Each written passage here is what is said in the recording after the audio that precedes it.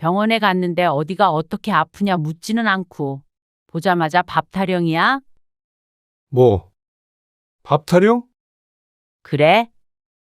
그리고 당신도 나도 은퇴해서 집에 있는 건 똑같은데 왜 나한테만 밥을 차리래? 밥을 여자가 해야지. 내가 해, 그럼? 밥하는데 여자 남자가 어디 있어? 그리고 유명한 요리사는 다 남자거든?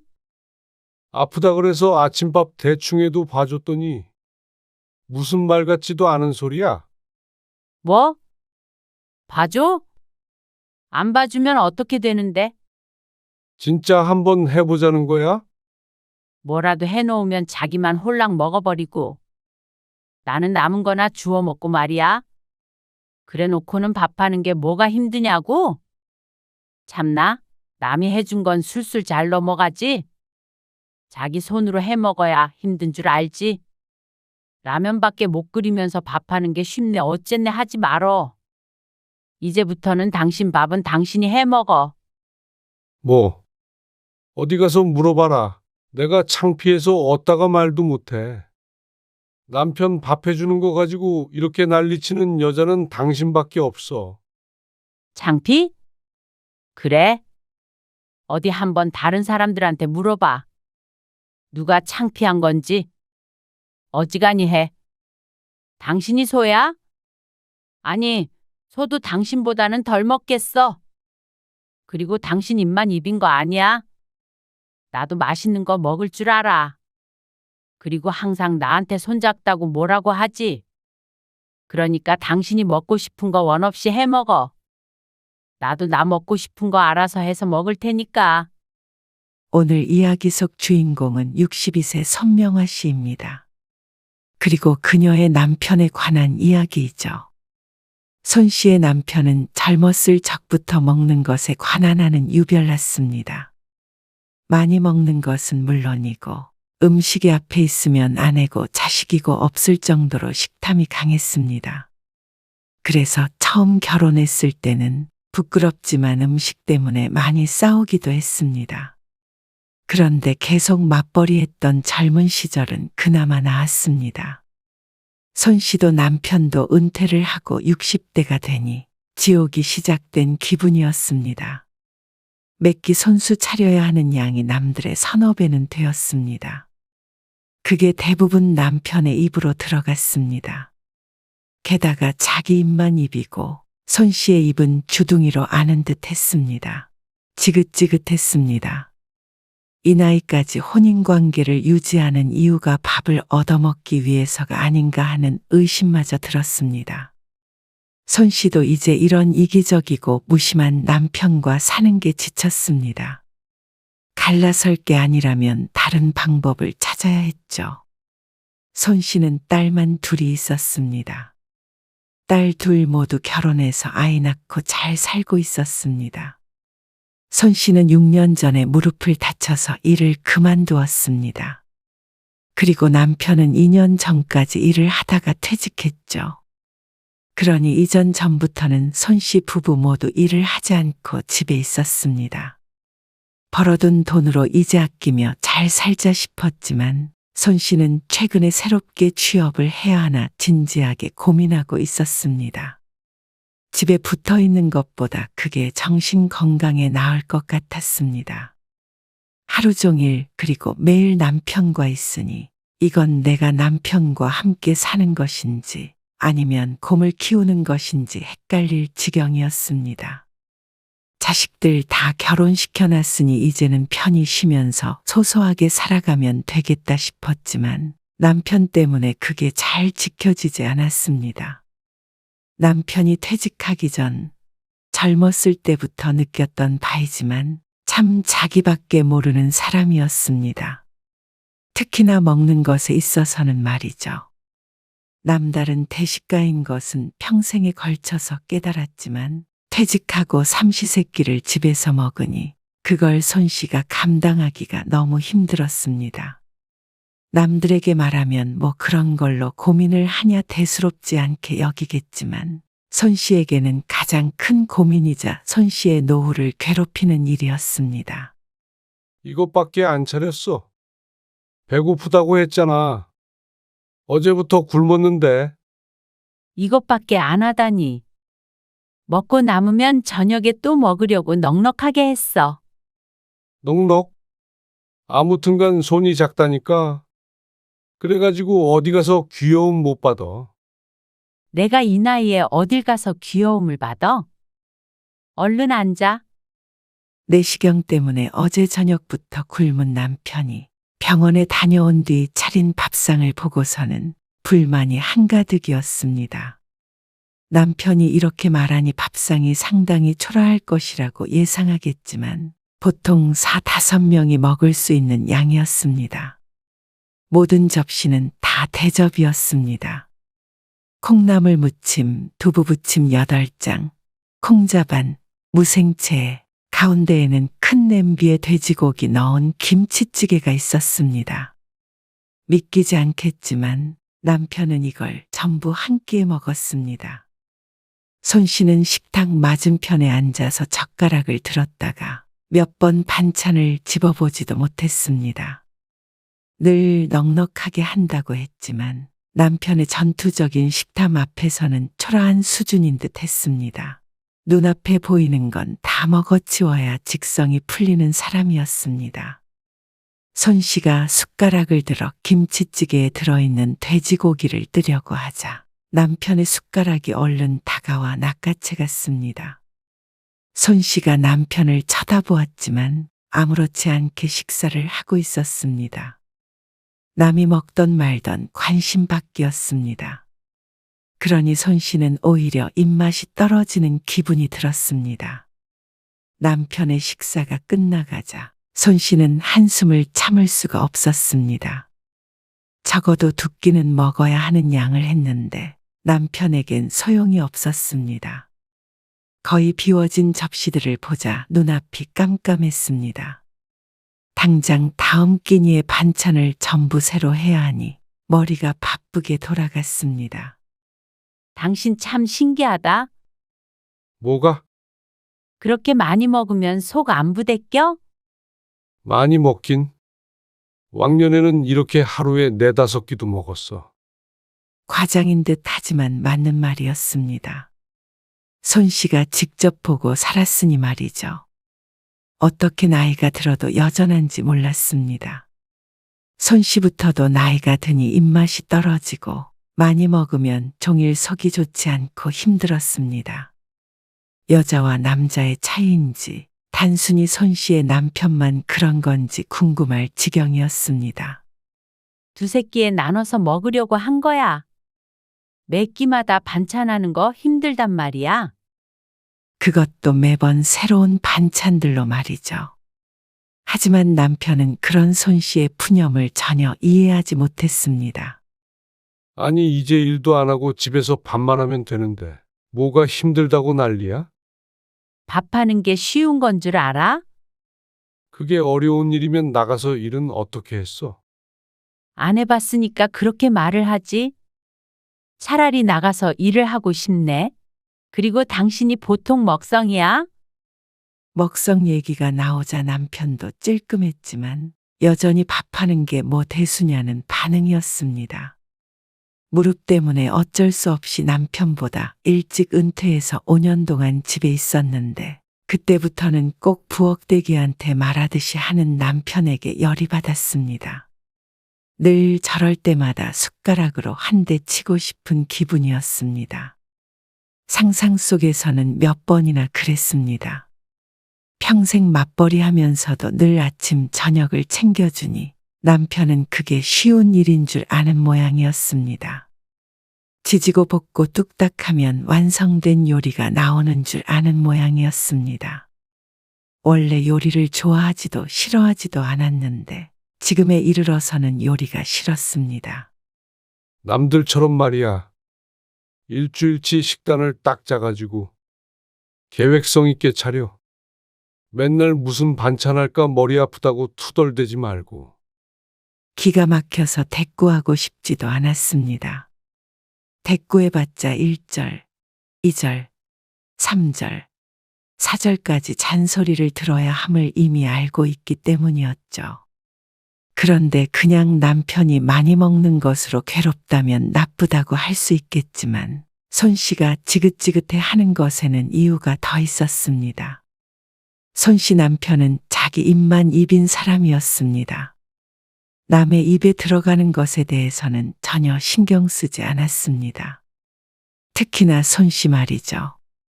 손 씨는 그저 밥만 차려주는 존재로 알고 있는지 한 번을 챙기는 법이 없었습니다. 오늘 시장에서 꼬막 사왔다? 웬 꼬막? 내 생일이니까 내가 제일 좋아하는 거 먹으려고 그러지. 제일 좋아하는 음식이 고작 꼬막이야? 남편이 비웃듯 말했습니다. 여태 손 씨가 좋아하는 음식도 뭔지 모르면서 말이죠.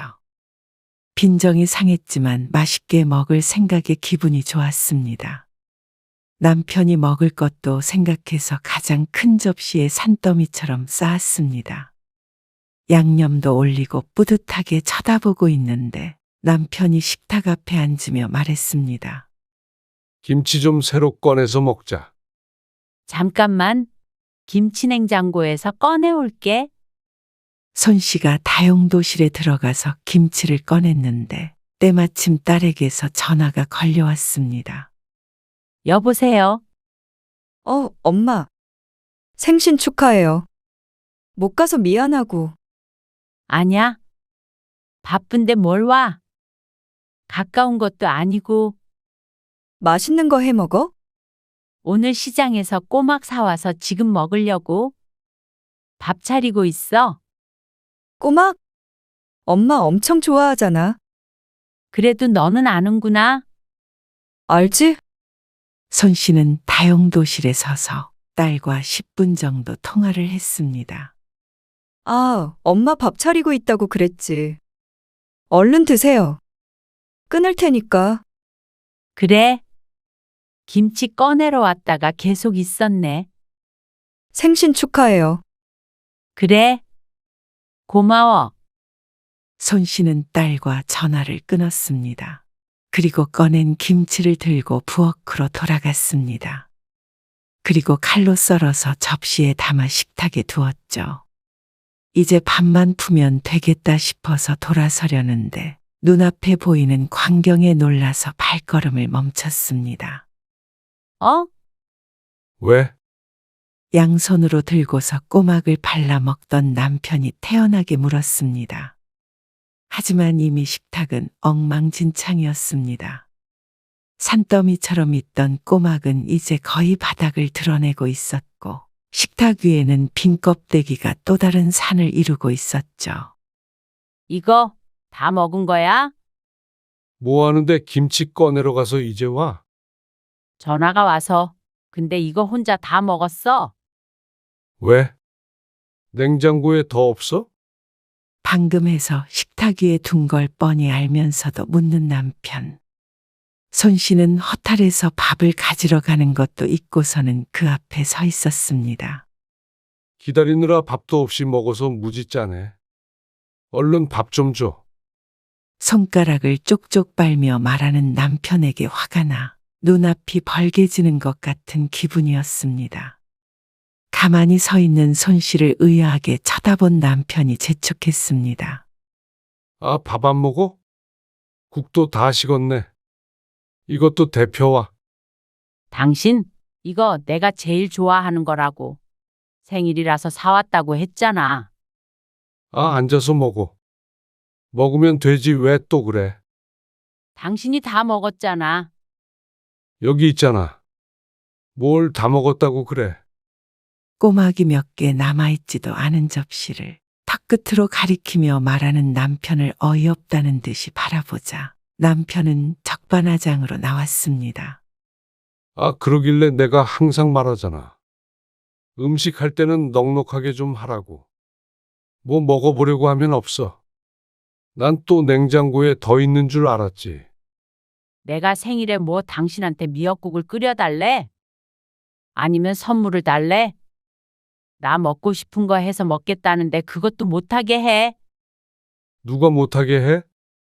고작 꼬막을 제일 좋아하냐고 비웃었으면서 그걸 당신 혼자 먹냐? 아거 참.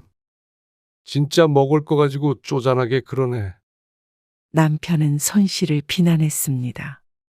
손 씨도 늘 음식을 하면 대접으로 많이 하려고 했던 이유도 그것 때문이었습니다.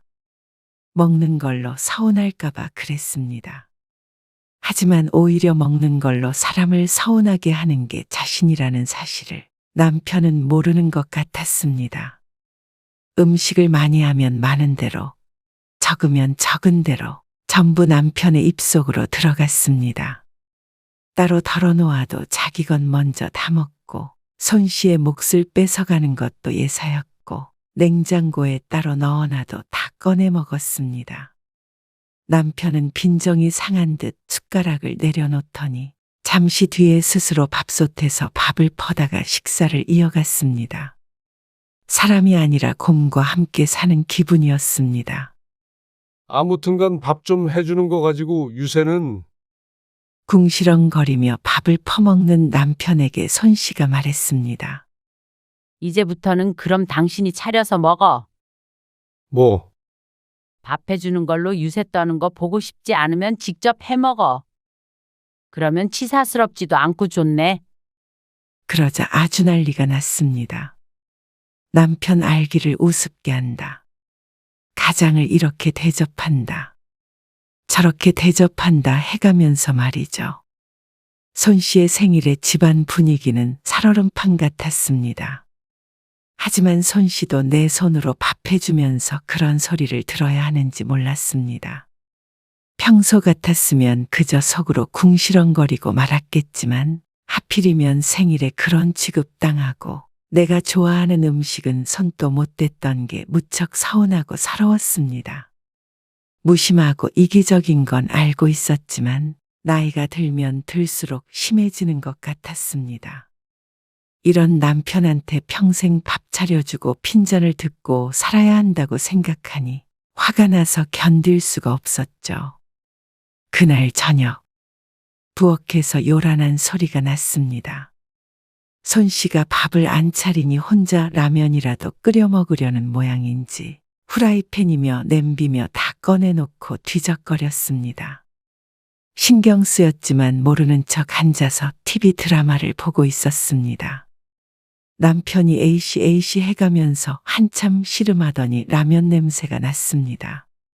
한 20분 뒤쯤 다 먹었는지 싱크대에 냄비를 두는데 어찌나 세게 두던지 뭐가 깨지는 소리가 나는 것 같기도 했습니다. 자기 손으로 밥 한 끼 차려 먹지 못하면서 그동안 손 씨에게 그렇게 잔소리를 했나 싶었습니다. 남편이 방으로 먼저 들어가고 손 씨도 부엌에 들어가 미역국을 데우고 간단하게 밥을 차려 먹었습니다. 혼자 먹을 만큼 적당히 차려 먹으니 차라리 좋았습니다. 그래도 생일을 이렇게 보내니 씁쓸하기도 했습니다. 남처럼 대단한 축하는 못 받아도 둘이서라도 단란하게 보내고 싶었는데 말이죠. 흔한 케이크 하나도 없는 식탁이 초라했습니다. 다음 날 아침 일찍 손 씨는 큰딸에게서 전화를 받았습니다. 남편이 그새 하소연을 한 모양이었습니다. 계속 전화하는데 나도 힘들다, 엄마. 어지간하면 화해하고 밥하는 거 힘들면 반찬 같은 거는 적당히 좀 사 먹으면 되잖아. 저녁 내 시달렸는지 딸도 스트레스를 많이 받은 모양이었습니다. 해 먹어도 감당이 안 되는데 그거 사서 먹으려면 다시 취직해야겠다. 손 씨의 말에 딸도 한숨을 쉬었습니다. 남편에 대해 누구보다도 잘 아니 말이죠. 아무튼 나 이번 명절에는 못 가요. 지난번에 말했지? 그래, 알았어. 명절 전에 웬만하면 화해해. 알겠지? 손 씨는 대답을 하는 둥 마는 둥 하고는 전화를 끊었습니다. 이대로 있어봤자 사람을 들들 볶고 못살게 굴 남편을 알고 있었습니다. 오래 못 갈 싸움이었습니다. 얼른 와서 밥 먹어. 밥을 차려놓고 남편을 부르자 모시기는 척 슬금슬금 나와서 식탁 앞에 앉는 남편을 보니 한숨이 나왔습니다. 생일 축하해. 하루 늦은 축하의 손씨도 고개만 끄덕였습니다. 그리고 얼마 뒤 명절에 작은 딸네 가족이 왔습니다. 첫째 딸은 바깥 사돈이 칠순이라 여행에 가기로 해서 오지 못했습니다. 명절 당일에 작은 딸 가족이 도착하니 오후 2~3시쯤 되었습니다. 점심은 휴게소에서 먹었다기에 저녁에 먹을 음식 준비를 천천히 하고 있었습니다. 그만 좀 집어먹어. 왜? 이렇게 먹어야 맛있어.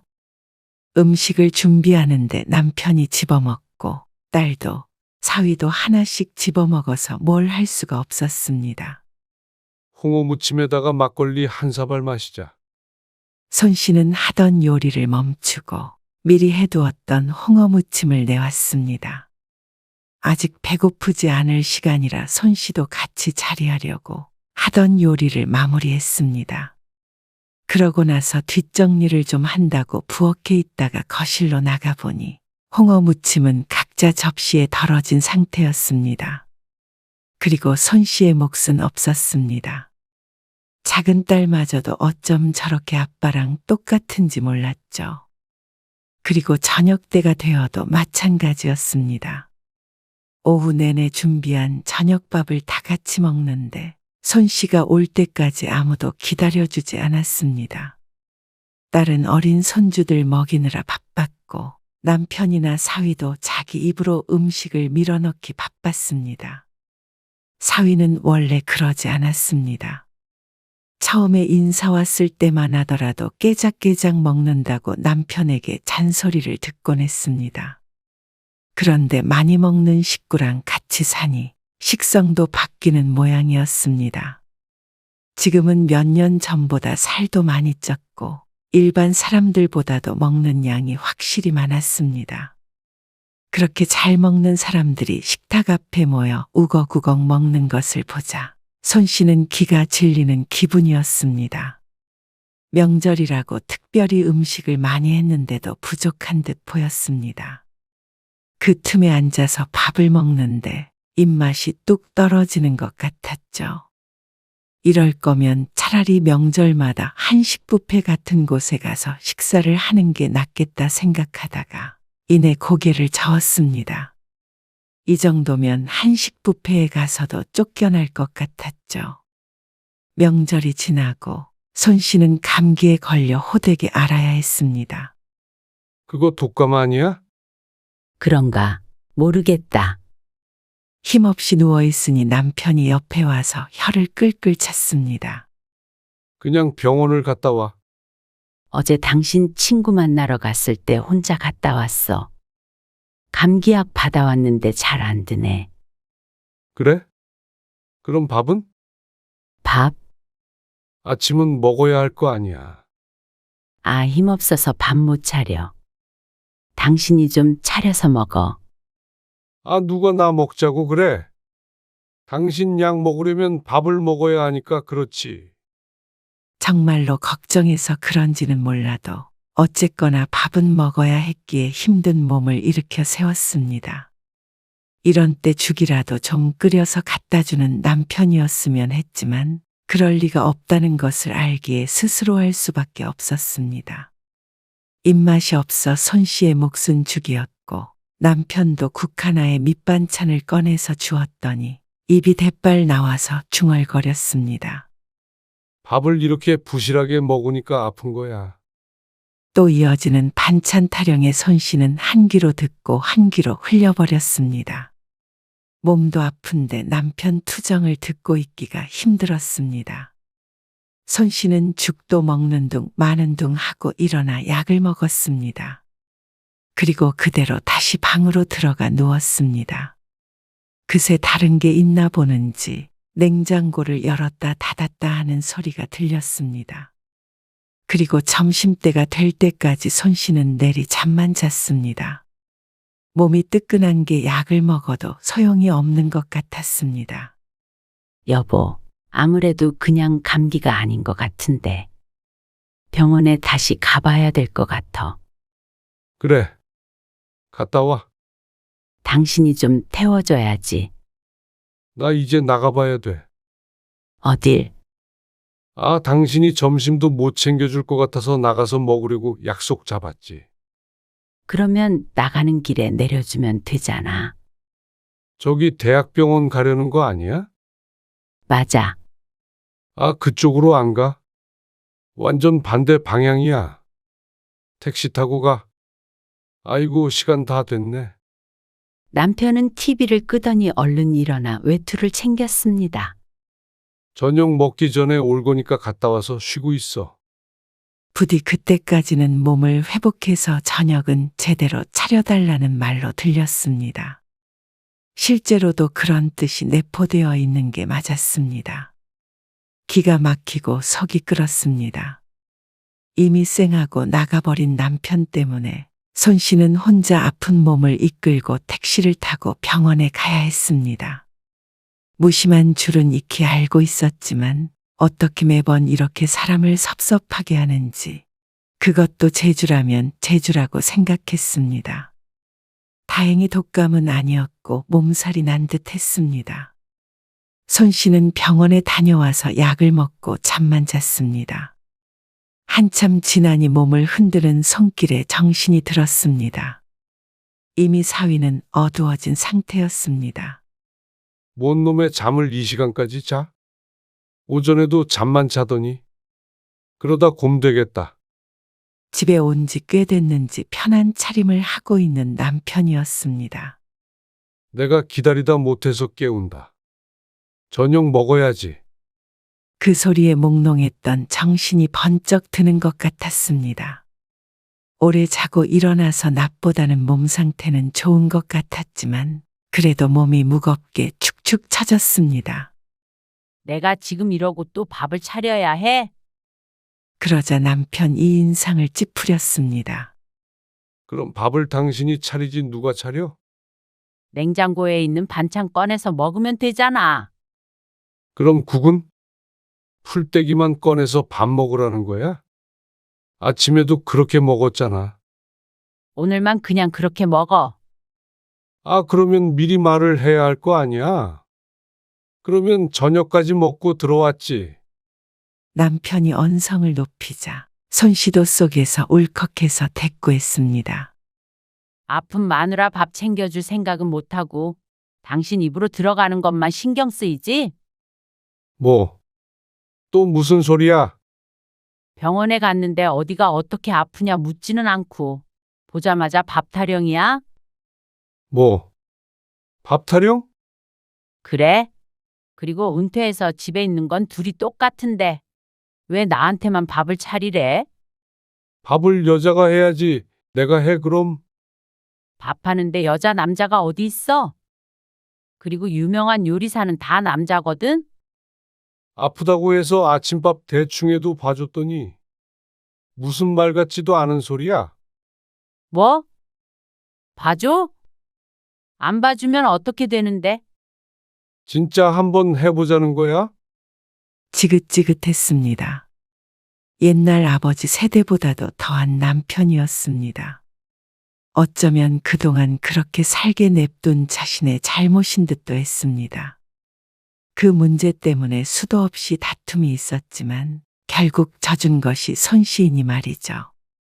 뭐라도 해놓으면 자기만 홀랑 먹어버리고 나는 남은 거나 주워 먹고 말이야.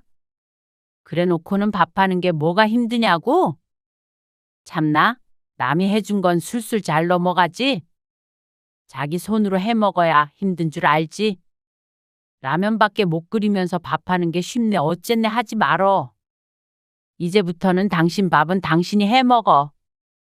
뭐? 어디 가서 물어봐라.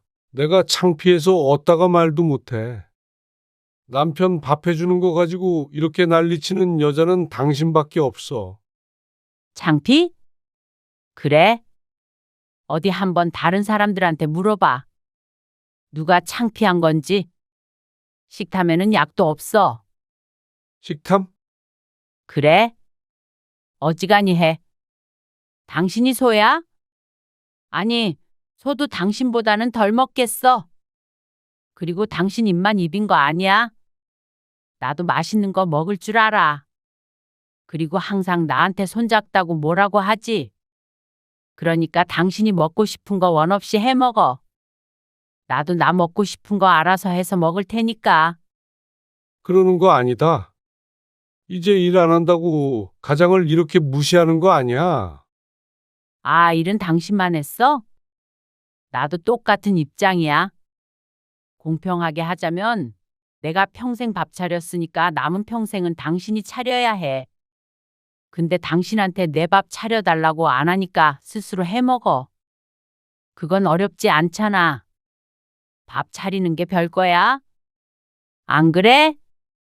그 말에 남편이 호통을 칠 듯 움찔대더니 혼자 열이 받아서는 뒤돌아 방을 나갔습니다.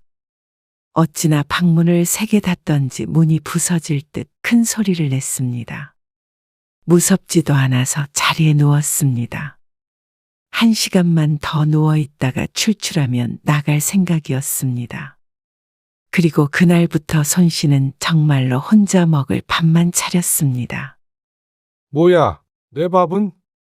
자연스럽게 맞은편에 앉은 남편이 자신 몫의 밥도 숟가락도 없다는 걸 깨닫고는 화를 냈습니다.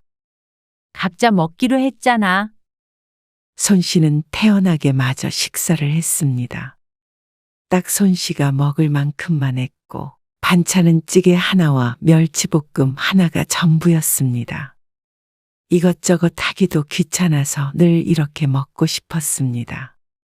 대신 김치찌개에는 돼지고기를 듬뿍 넣어서 먹었습니다. 남편이랑 먹을 때면 늘 김치만 건져 먹어야 했는데 말이죠.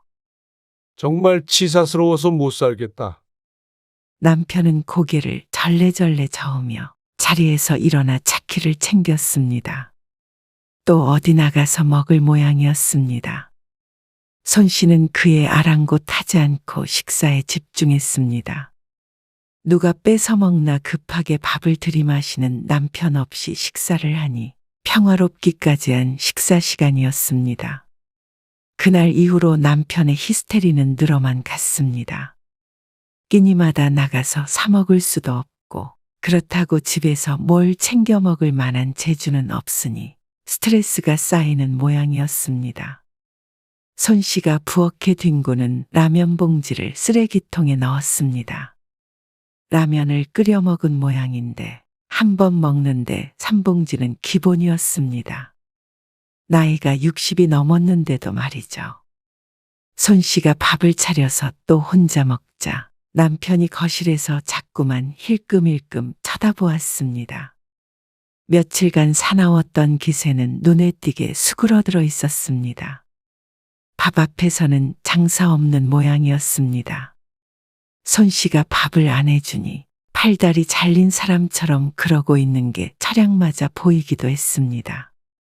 자존심이 있어서 같이 먹자고 말은 못하고 말이죠. 이 나이가 되어서 부인 없이는 살 수도 없는 사람이었습니다. 그런데 그동안 남편에게만 맞춰주고 정말 부엌대기 마냥 살았던 것은 다름 아닌 손 씨 본인이었습니다. 결국엔 얻어먹는 사람이 눈치를 봐야 하는데 손 씨 팔자를 스스로 꼬았던 것이었죠. 그렇게 며칠이 지나자 딸에게서 전화가 왔습니다. 엄마, 왜 자꾸 먹는 거 가지고 싸워? 애들도 아니고 또 너한테 전화했어? 장난 아니야. 일도 못 하겠어. 이혼한 애 만에야는 이걸 어떻게 해야 해? 이혼을 해도 내가 하자고 하지. 어이가 없네. 전 씨는 딸이 뭐라고 설득해도 듣지 않았습니다. 그러고서 또 며칠이 지났죠.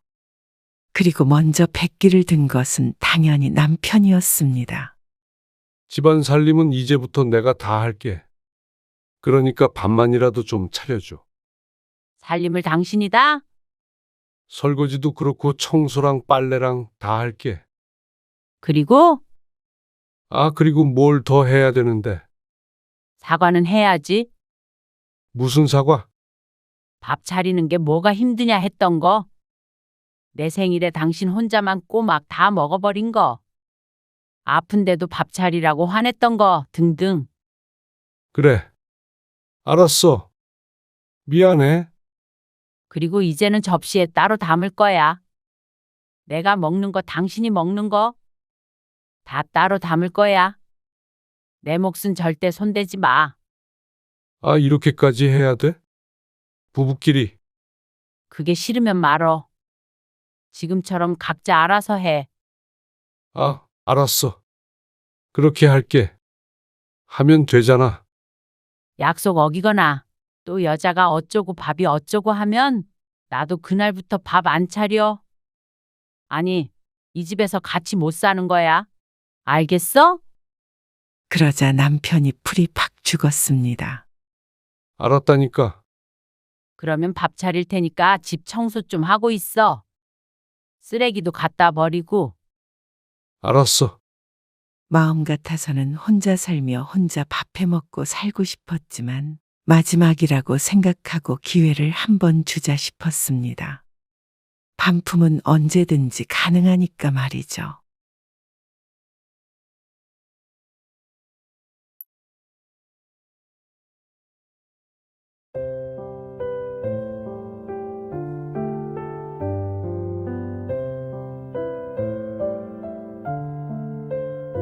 너희 도대체 무슨 생각으로 엄마를 그렇게 대해? 아니, 아버님. 그러면 요즘 세상에 며느리를 그렇게 대하는 경우가 어디 있어요?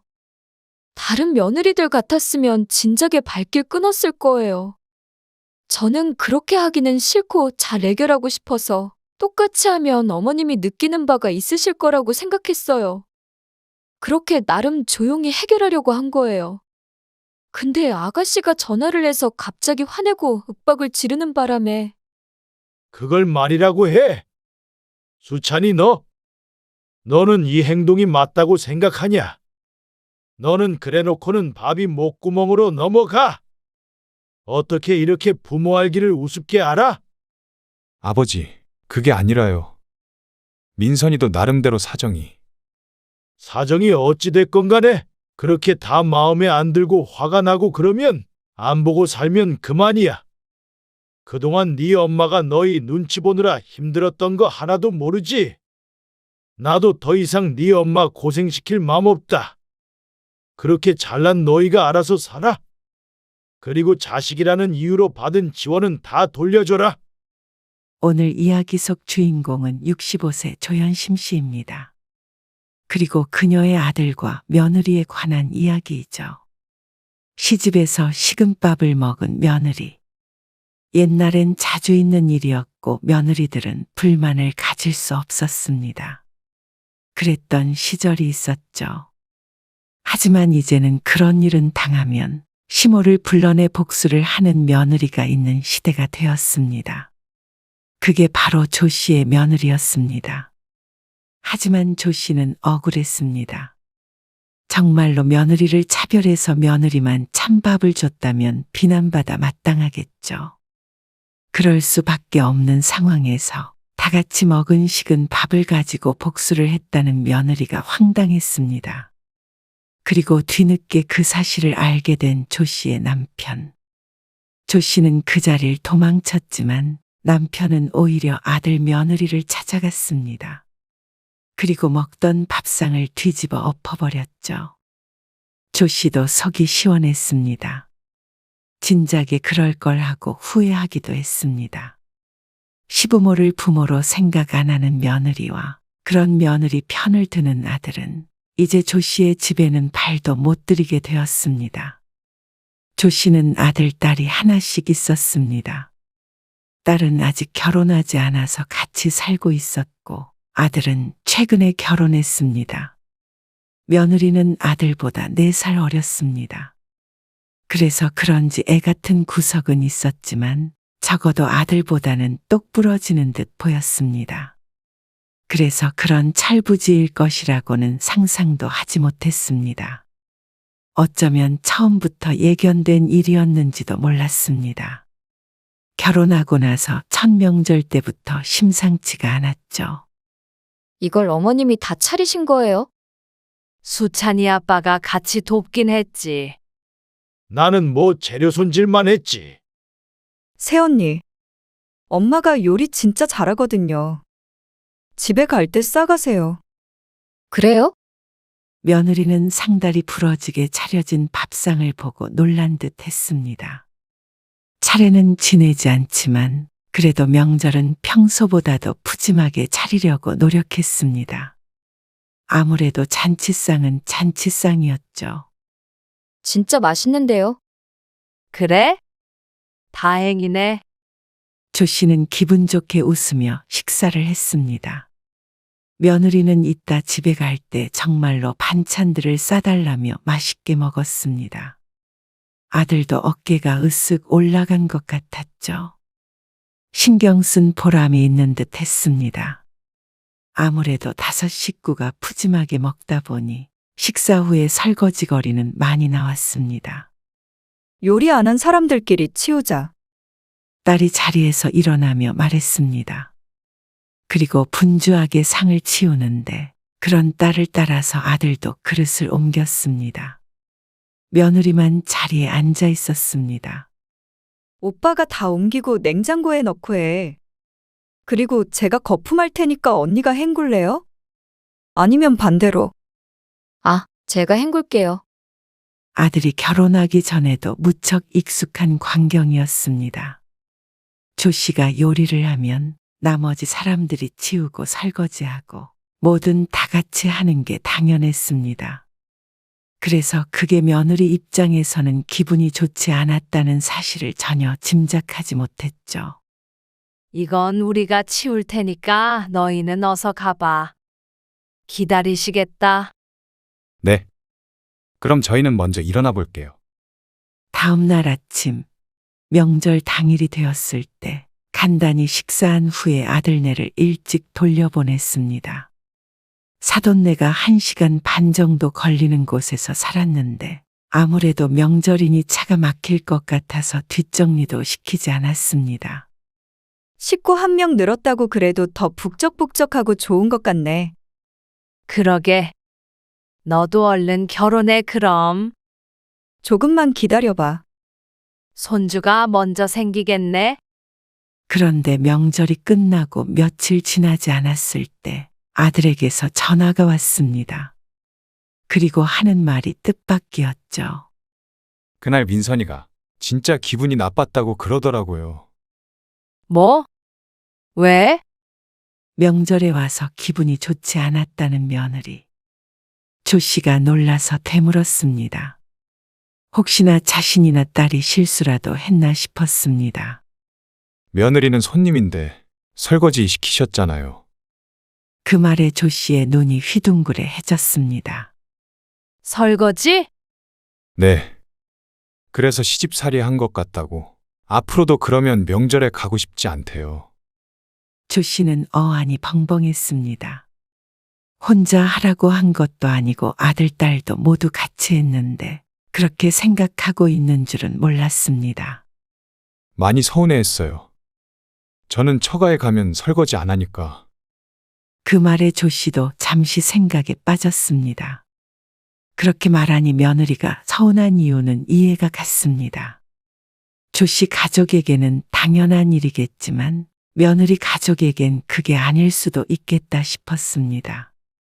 그리고 아들도 사돈네에서 설거지를 하지 않는다고 하니 우리도 시키면 안 되겠다는 생각을 하게 됐습니다. 그래서 아들의 말을 듣고 며느리에게 연락을 했습니다. 우리 가족은 그냥 다 같이 해서 거기까지 생각을 못했어.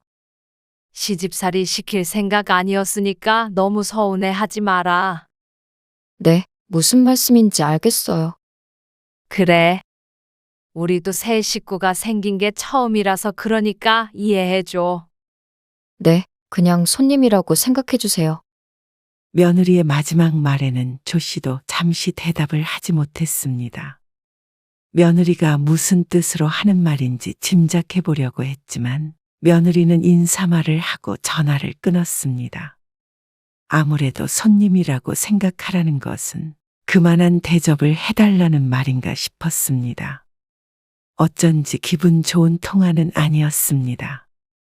잘 풀어보려고 했는데 왠지 좀 더 거리감이 생긴 것 같았습니다. 어쨌거나 며느리는 손님 대접을 원했고 그 뒤부터는 며느리는 조 씨의 집에 와서 아무것도 하지 않았습니다. 조 씨도 굳이 무언가 시키지 않았습니다. 의식적으로 그렇게 했습니다.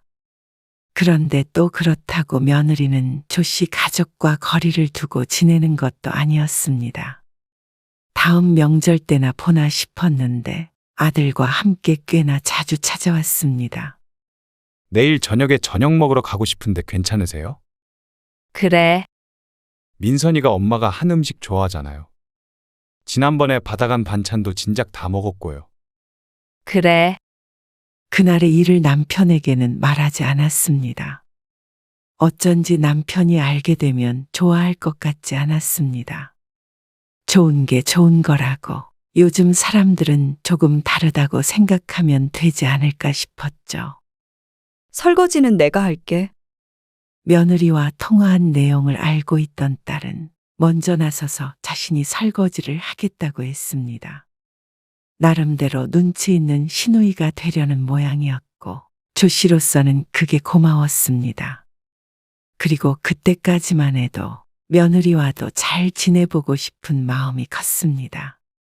며느리의 말대로 손님처럼 생각하면 그럭저럭 좋은 사이를 유지할 수 있지 않을까 생각했습니다. 이것도 싸갈게요. 그래? 불고기 재워놓은 것도 남지 않았어? 그것도 싸줄까? 남편이 옆에서 이것저것 더 싸주라며 거들었습니다.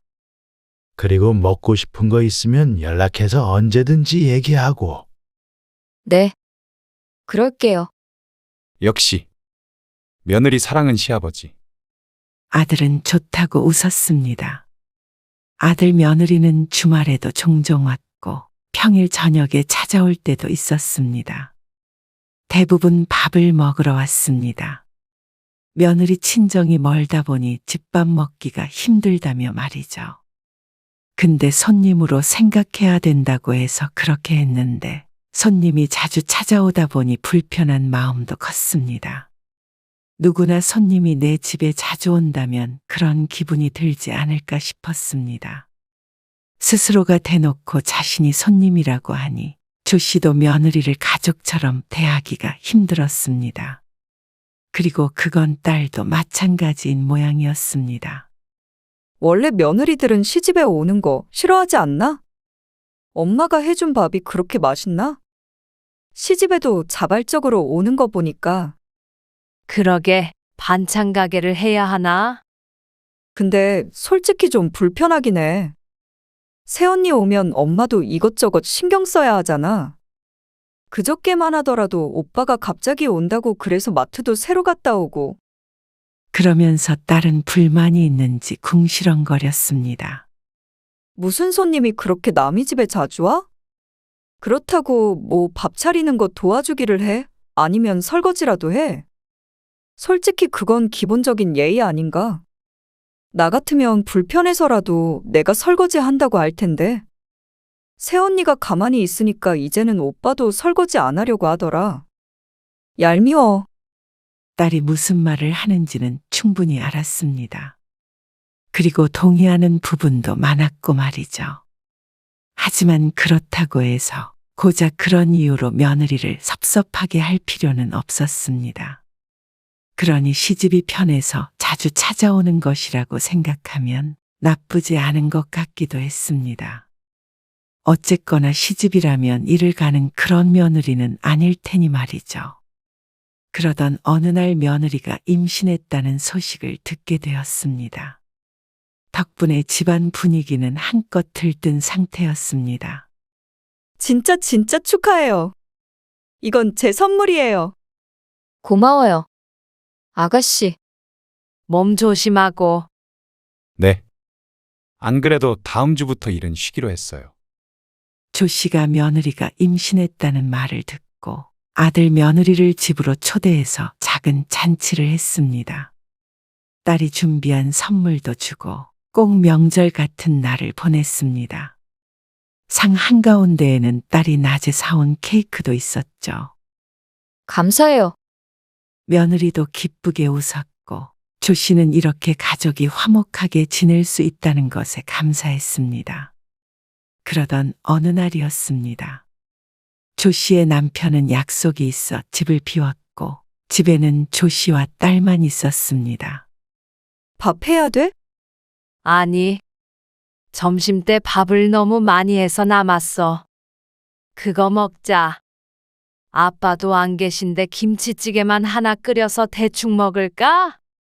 좋아. 다 귀찮다. 반찬도 다른 거 하지 말어. 밥 아직 따뜻하지? 응. 토요일 저녁이라 딸도 일을 가지 않고 무척 편한 상태였습니다. 모처럼 남편도 없으니 그냥 대충 차려 먹자 싶었습니다. 밥솥 코드는 아까 뽑았는데 아직 식지 않았을 것 같았습니다. 그래서 김치찌개를 끓이고 있는데 갑자기 초인종 소리가 들렸습니다. 어? 누구 왔나 본데. 이 시간에 누가 와? 내가 나가볼게. 딸이 문을 열더니 새언니하고 부르는 소리가 들렸습니다.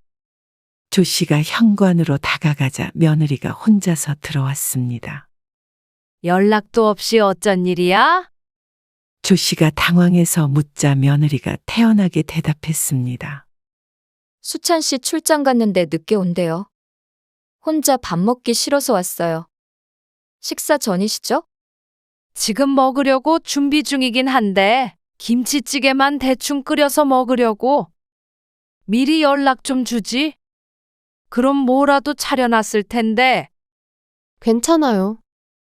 저는 숟가락 하나만 놔주시면 돼요. 그러면서 신발을 벗으며 자연스럽게 집 안으로 들어왔습니다. 그래. 어서 들어와. 혼자 밥 먹기 싫다고 찾아온 며느리를 조 씨가 반갑게 맞았습니다. 밥상이 조금 초라하긴 했지만 그래도 며느리가 혼자 먹는 것보다는 낫지 않을까 싶었습니다. 조 씨의 딸이 며느리가 말한 대로 수저를 식탁 위에 하나 더 올렸습니다. 조 씨가 밥을 푸며 말했습니다. 딱새 그릇 나온다. 그래? 잘 됐네. 새언니 아니었으면 밥 남을 뻔했다. 밥을 나눠주고 자리에 앉아서 한술 떴는데 밥은 뜨뜻미지근한 상태였습니다. 하지만 먹을만 했죠. 식사를 마치고 과일까지 깎아서 먹었습니다. 그리고 잠시 후 며느리는 시계를 힐끔 보더니 주섬주섬 짐을 챙겼습니다. 저 수찬 씨 올 시간 다 돼가요. 이만 가볼게요. 그래? 차 가지고 왔어? 네. 조심해서 가. 조심히 가세요. 며느리는 그렇게 집으로 돌아갔습니다. 그리고 딸이 말했습니다. 새언니 대단하다. 오빠도 없이 혼자 오고. 나 같으면 시어머니 눈치 보여서 그렇게 못했을 텐데. 뭐가 눈치 보여? 좋지 뭐. 수더분하고. 수더분? 새언니가? 못 들을 말을 들었다는 듯한 표정을 짓는 딸을 보며 조 씨는 웃고 말았습니다. 그리고 나서 한동안은 아들과 며느리가 집에 오지 않았습니다. 거의 한 달 가까이 되었습니다. 딸이 요즘에 오빠가 안 온다며 궁금해할 정도였습니다. 딸이 없을 때 아들만 중간에 한 번 와서 반찬만 받아간 적은 있었고 그마저도 곧장 집으로 돌아갔습니다. 조 씨는 그저 그런가 보다 했습니다. 아들도 바쁘다고 했고 며느리가 임신 초기라 집에서 쉬고 있나 보다 생각했죠. 그러다가 어느 날 며느리에게서 전화가 왔습니다. 어머님, 오늘 저녁에 저희 집에서 같이 식사하셔요. 너희 집에서? 네. 아가씨랑 어머님 오시면 수찬 씨랑 넷이서요. 아버님 시골 가셨다면서요. 그렇지. 근데 수경이는 오늘 저녁에 약속 있다고 했는데. 아, 그러면 어머님이라도 오셔요. 여태 어머님 댁에서만 먹은 것 같아서 제가 식사 대접하고 싶어서 그래요. 며느리가 웬일인가 싶었습니다. 며느리의 말대로 여태 아들 며느리가 와서 밥을 먹고 간 적은 무척 많았는데 조 씨가 아들네에 가서 밥을 먹은 적은 한 번도 없었습니다. 모처럼 며느리가 초대했으니 딸은 못 가더라도 조 씨는 가자 싶었습니다. 그래. 오늘 저녁에 갈게. 네? 그럼 7시까지 오시면 될 것 같아요. 알았어. 이따가 보자. 조 씨가 기분 좋게 대답을 하고 전화를 끊었습니다. 어쩐지 들뜨는 기분이었습니다. 어쩐 일로 초대를 다 한대. 딸도 의아하게 생각했습니다. 글쎄. 넌 약속 있다고 하니까 수찬이랑 셋이서 먹자는데 처음으로 며느리한테 밥 얻어먹겠네. 아쉽네. 즐거운 시간 보내고 와. 그리고 저녁 7시에 맞춰서 아들네 집에 갔을 때 아들은 보이지 않았습니다. 수찬이는 어디 갔어? 아, 약속이 있대요. 어? 약속. 셋이서 저녁을 먹자더니 뜬금없이 약속이 있다는 아들. 네. 저희 둘이서 먹으라고 하던데요. 뭐야, 말도 없이 갑자기 약속을 잡아? 미리 말했으면 다음에 왔을 텐데. 조 씨는 이상해하며 인상을 찌푸렸습니다. 아무리 아들이라지만 참 이상하다고 생각했습니다. 부모와 한 약속도 약속인데 말이죠. 저희끼리 먹으면 되죠. 며느리는 대수롭지 않게 생각하는 듯 했습니다. 부엌 쪽으로 가보니 식탁엔 이미 반찬이 다 놓여 있는 상태였습니다. 밥 차리고 있었구나. 네? 뭐 좀 거들까? 내가 밥 풀게. 아니에요. 제가 할게요. 앉아 계세요. 조 씨는 며느리가 가리킨 자리에 앉아서 기다렸습니다. 그러자 며느리가 냉동실에서 동그란 덩어리 하나를 꺼냈습니다. 랩이 씌워 있었는데 멀리서 보니 밥을 싸놓은 것인 듯 했습니다. 싱크대 옆에 밥솥이 있는데 밥을 냉동해서 먹나 싶었습니다. 요즘 사람들이 맵기 밥을 새로 해서 먹지 않는 건 알고 있었고 간편하게 얼렸다가 해동해 먹는다는 것도 많이 들었습니다. 조 씨의 집은 그렇게 하진 않았지만 젊은 부부이니 이해가 갔습니다. 특히나 둘밖에 없으니 매번 새로 밥을 짓는 게 번거로울 수 있겠다 싶었죠. 며느리는 밥을 전자레인지에 돌리더니 밥그릇에 옮겨 담고 조 씨의 앞에 두었습니다. 참 간단해 보였습니다. 이렇게 먹으면 편하긴 하겠다. 그렇죠. 조 씨의 말에 며느리가 대답했습니다. 그런데 곧이어 너무나도 황당한 일이 있었습니다. 며느리의 말이 끝나기가 무섭게 밥솥에서 삑 하는 소리와 함께 취사가 완료됐다는 음성이 들려왔습니다. 그리고 며느리가 밥솥 뚜껑을 열자 김이 펄펄 올라왔습니다. 며느리는 주걱으로 밥을 한 그릇 푸더니 밥솥을 닫았습니다. 그리고 나서 그 밥을 식탁에 올려두고 그 앞에 자신이 앉았습니다. 조 씨는 당황스러운 마음에 며느리의 밥과 자신의 밥을 번갈아 보았습니다. 그런 조 씨의 기색을 충분히 알았을 텐데도 며느리는 아무렇지도 않다는 듯 숟가락을 들었습니다. 맛있게 드세요. 그러더니 뜨거워 보이는 새하얀 밥을 한술 떠서 입에 넣었습니다. 조 씨는 자신의 밥그릇을 내려다보았습니다. 조 씨의 앞에는 냉동해 놓은 그대로 동그란 모양의 밥이 덩그러니 놓여 있었습니다. 김은커녕 색깔마저도 며느리의 밥과는 다소 달라 보였습니다. 무슨 이런 일이 다 있나 싶었습니다. 며느리는 밥을 후 불며 먹다가 조 씨를 쳐다보았습니다. 안 먹고 뭐 하고 있느냐는 눈빛이었습니다. 그래서 조 씨도 마지못해 한술 떴습니다. 전자레인지에 들어갔다 나온 밥은 수분이 부족했습니다. 그리고 심지어 먹으면 먹을수록 안쪽까지 해동되지 않아 가운데는 차갑고 딱딱했습니다. 반면에 며느리의 밥은 딱 보아도 먹음직스러워 보였습니다. 조 씨는 숟가락을 내려놓고 젓가락으로 겉부분만 깨작깨작 먹었습니다. 그리고 점점 조 씨의 표정은 어두워졌습니다. 아무리 애써도 표정 관리가 잘 되지 않았습니다. 어쩜 이런 경우가 있나. 머릿속이 너무 복잡해서 무슨 맛인지도 느낄 수가 없었습니다. 그러자 며느리가 조 씨에게 물었습니다. 왜 이렇게 안 드세요? 입맛에 안 맞으세요? 이상하다. 수찬 씨가 어머님 댁에서 가져온 반찬들인데. 밥에 정신이 팔려 보이지 않았지만 며칠 전에 아들 통해서 들려보낸 자신이 싸준 반찬들이 맞았습니다. 그 말을 들으니 입맛이 뚝 떨어져서 억지로도 먹을 수가 없었습니다. 그러게, 입맛이 없네. 며느리는 고개를 갸웃거리더니 야무지게 식사를 이어갔습니다. 조 씨는 그 앞에 앉아서 며느리가 다 먹을 때까지 먹는 신용만 했습니다. 아, 맛있게 잘 먹었다. 어머님 그렇게 안 드셔서 어떻게 해요? 과일이라도 드시고 가세요. 아니야. 속이 안 좋아서 일찍 가봐야 할 것 같아. 아, 그러세요? 그럼 조심히 가세요. 며느리가 웃으면서 조 씨를 배웅했고 어색하게 미소 짓던 조 씨의 표정은 집을 나온 순간 무너졌습니다.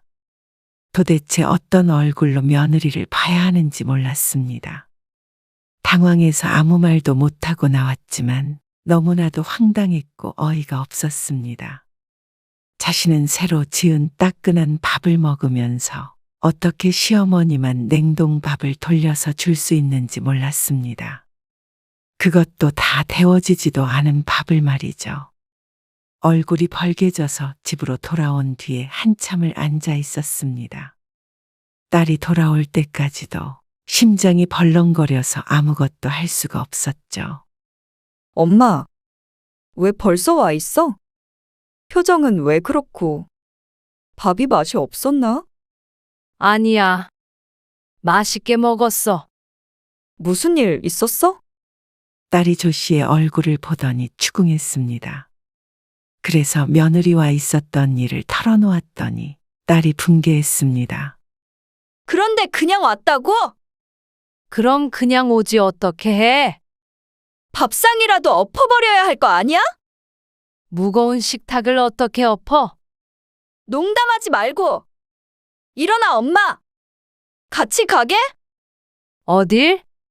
오빠네 집에 가야지. 그런 경우가 어디 있어? 딸이 너무 화가 난다며 방방 뛰었습니다. 그러고서는 조 씨가 말리기도 전에 며느리에게 전화를 걸었습니다. 그리고 스피커폰을 하고서는 통화를 했습니다. 차분해지려고 노력하며 자초지종을 묻는 딸에게 며느리가 아주 태연하게 대답했습니다. 네. 새밥 안 드렸죠. 왜요? 왜냐고요? 지금 그걸 말이라고 하세요? 그래놓고 새언니만 새로 지은 밥 먹었다면서요? 지난번에 저 갔을 때 어머님도 식은 밥 주셨잖아요. 그거 복수한 거예요. 똑같이 한 것뿐인데 왜 화를 내세요? 저는 그때 화 안 냈는데. 지금 무슨 말을 하는 거예요?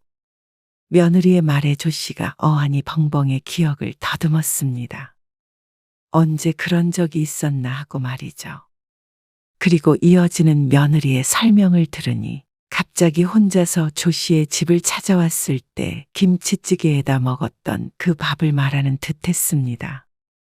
지난번에 언제요? 그런 적 없어요. 올 때마다 새로 밥 해준 거예요. 점심에 먹던 밥 남았다고. 그거 주셨잖아요. 그제서야 딸도 기억이 난 듯 했지만 더 황당해할 뿐이었습니다. 그거랑 오늘 같은 경우가 같아요? 왜 달라요? 그거는 새언니가 말도 없이 왔던 거잖아요. 밥 차리고 있는데 우리 대충 먹을 거라고 분명히 말했잖아요. 괜찮다면서요? 숟가락만 놓으라고 했잖아요. 아무리 그래도 요즘 세상이 어느 땐데 며느리한테 식은 밥을 줘요? 도대체가 뭐가 잘못된지 모르는 것 같은 며느리와의 대화는 겉돌 수밖에 없었습니다. 그래서 똑같이 복수해서 알려드리려고 한 것뿐이에요. 근데 이렇게 전화해서 다짜고짜 화내시면 저도 기분이 좋지 않죠? 그 말을 들으니 조 씨도 참을 수가 없었습니다. 아니, 그거를 너 혼자 먹은 것도 아니고 우리도 똑같은 밥 먹었어. 그리고 찬밥도 아니고 밥솥에 있던 밥이야. 뭐? 복수? 그동안 따뜻한 밥 해먹였던 건 생각 안 하니? 해먹이다니요. 당연히 손님 맞는 입장에서 하셔야 하는 일이죠. 왜 며느리 마음은 요만큼도 생각 안 하세요? 저희 엄마는 사위 왔을 때 식은 밥 준 적 한 번도 없어요. 이래서 시집 하나 보네요. 그래서 다 같이 밥 먹자고 거짓말까지 해가면서 불렀니? 수찬이도 이 일 알고 있는 거야? 아니요, 근데 알아도 상관없어요. 저는 당당해요. 어쩜 이리 맹랑한 며느리가 다 있나 싶었습니다. 전화를 바꿔서 뭐라고 하려는 딸을 말리고 조 씨가 전화를 끊어버렸습니다. 더는 말을 섞었다가는 뒷목을 잡고 쓰러질 것 같았습니다. 조 씨는 전화를 끊고 차라리 아들에게 전화를 걸었습니다. 그리고 아들에게 따져 묻자 아들이 잠시 말이 없더니 대답했습니다. 제가 지금 밖이라서요. 집에 가서 민선이랑 얘기해보고 다시 연락드릴게요. 그날에는 전화가 오지 않았습니다. 조 씨는 한숨도 제대로 자지 못했습니다. 열불이 나기도 하고 비참하기도 하고 복합적인 감정이 들었습니다. 그때 서운했던 마음을 조 씨가 몰랐다고 하더라도 얘기를 했으면 최대한 이해하려고 했을 텐데 그걸 복수해서 깨닫게 해주려고 했다는 말이 기가 찼습니다. 어쩜 저런 무서운 며느리가 있는지 몰랐죠. 밤새 뒤척이고 일어났더니 다음날 아침 일찍 아들에게서 전화가 왔습니다. 아버지는 오셨어요? 다짜고짜 묻는 아들. 아니, 이따 점심때 오실 거야. 아, 그래요? 민선이랑 얘기해 봤는데요. 제 생각엔 둘 다 잘한 거 없어요. 엄마도 잘한 거 없으시고. 그러니까 괜히 아버지 아시기 전에 서로 사과하고 조용히 끝내세요. 뭐? 며느리와 통화했을 때보다도 더 황당한 심정이었습니다. 사과를 하라고. 엄마도 잘한 게 없다고? 그럼 어떡해요? 저도 결혼했으니까 당연히 와이프 편을 들 수밖에 없죠. 민선이도 식은밥 먹어서 기분 많이 상했었나 봐요. 그러게 왜 그러셨어요? 아무리 그래도 민선이가 갔으면 밥 정도는 새로 해서 주시지. 그러면서 하는 말이 가관이었습니다. 근데 아버지한테는 절대 말씀하지 마세요.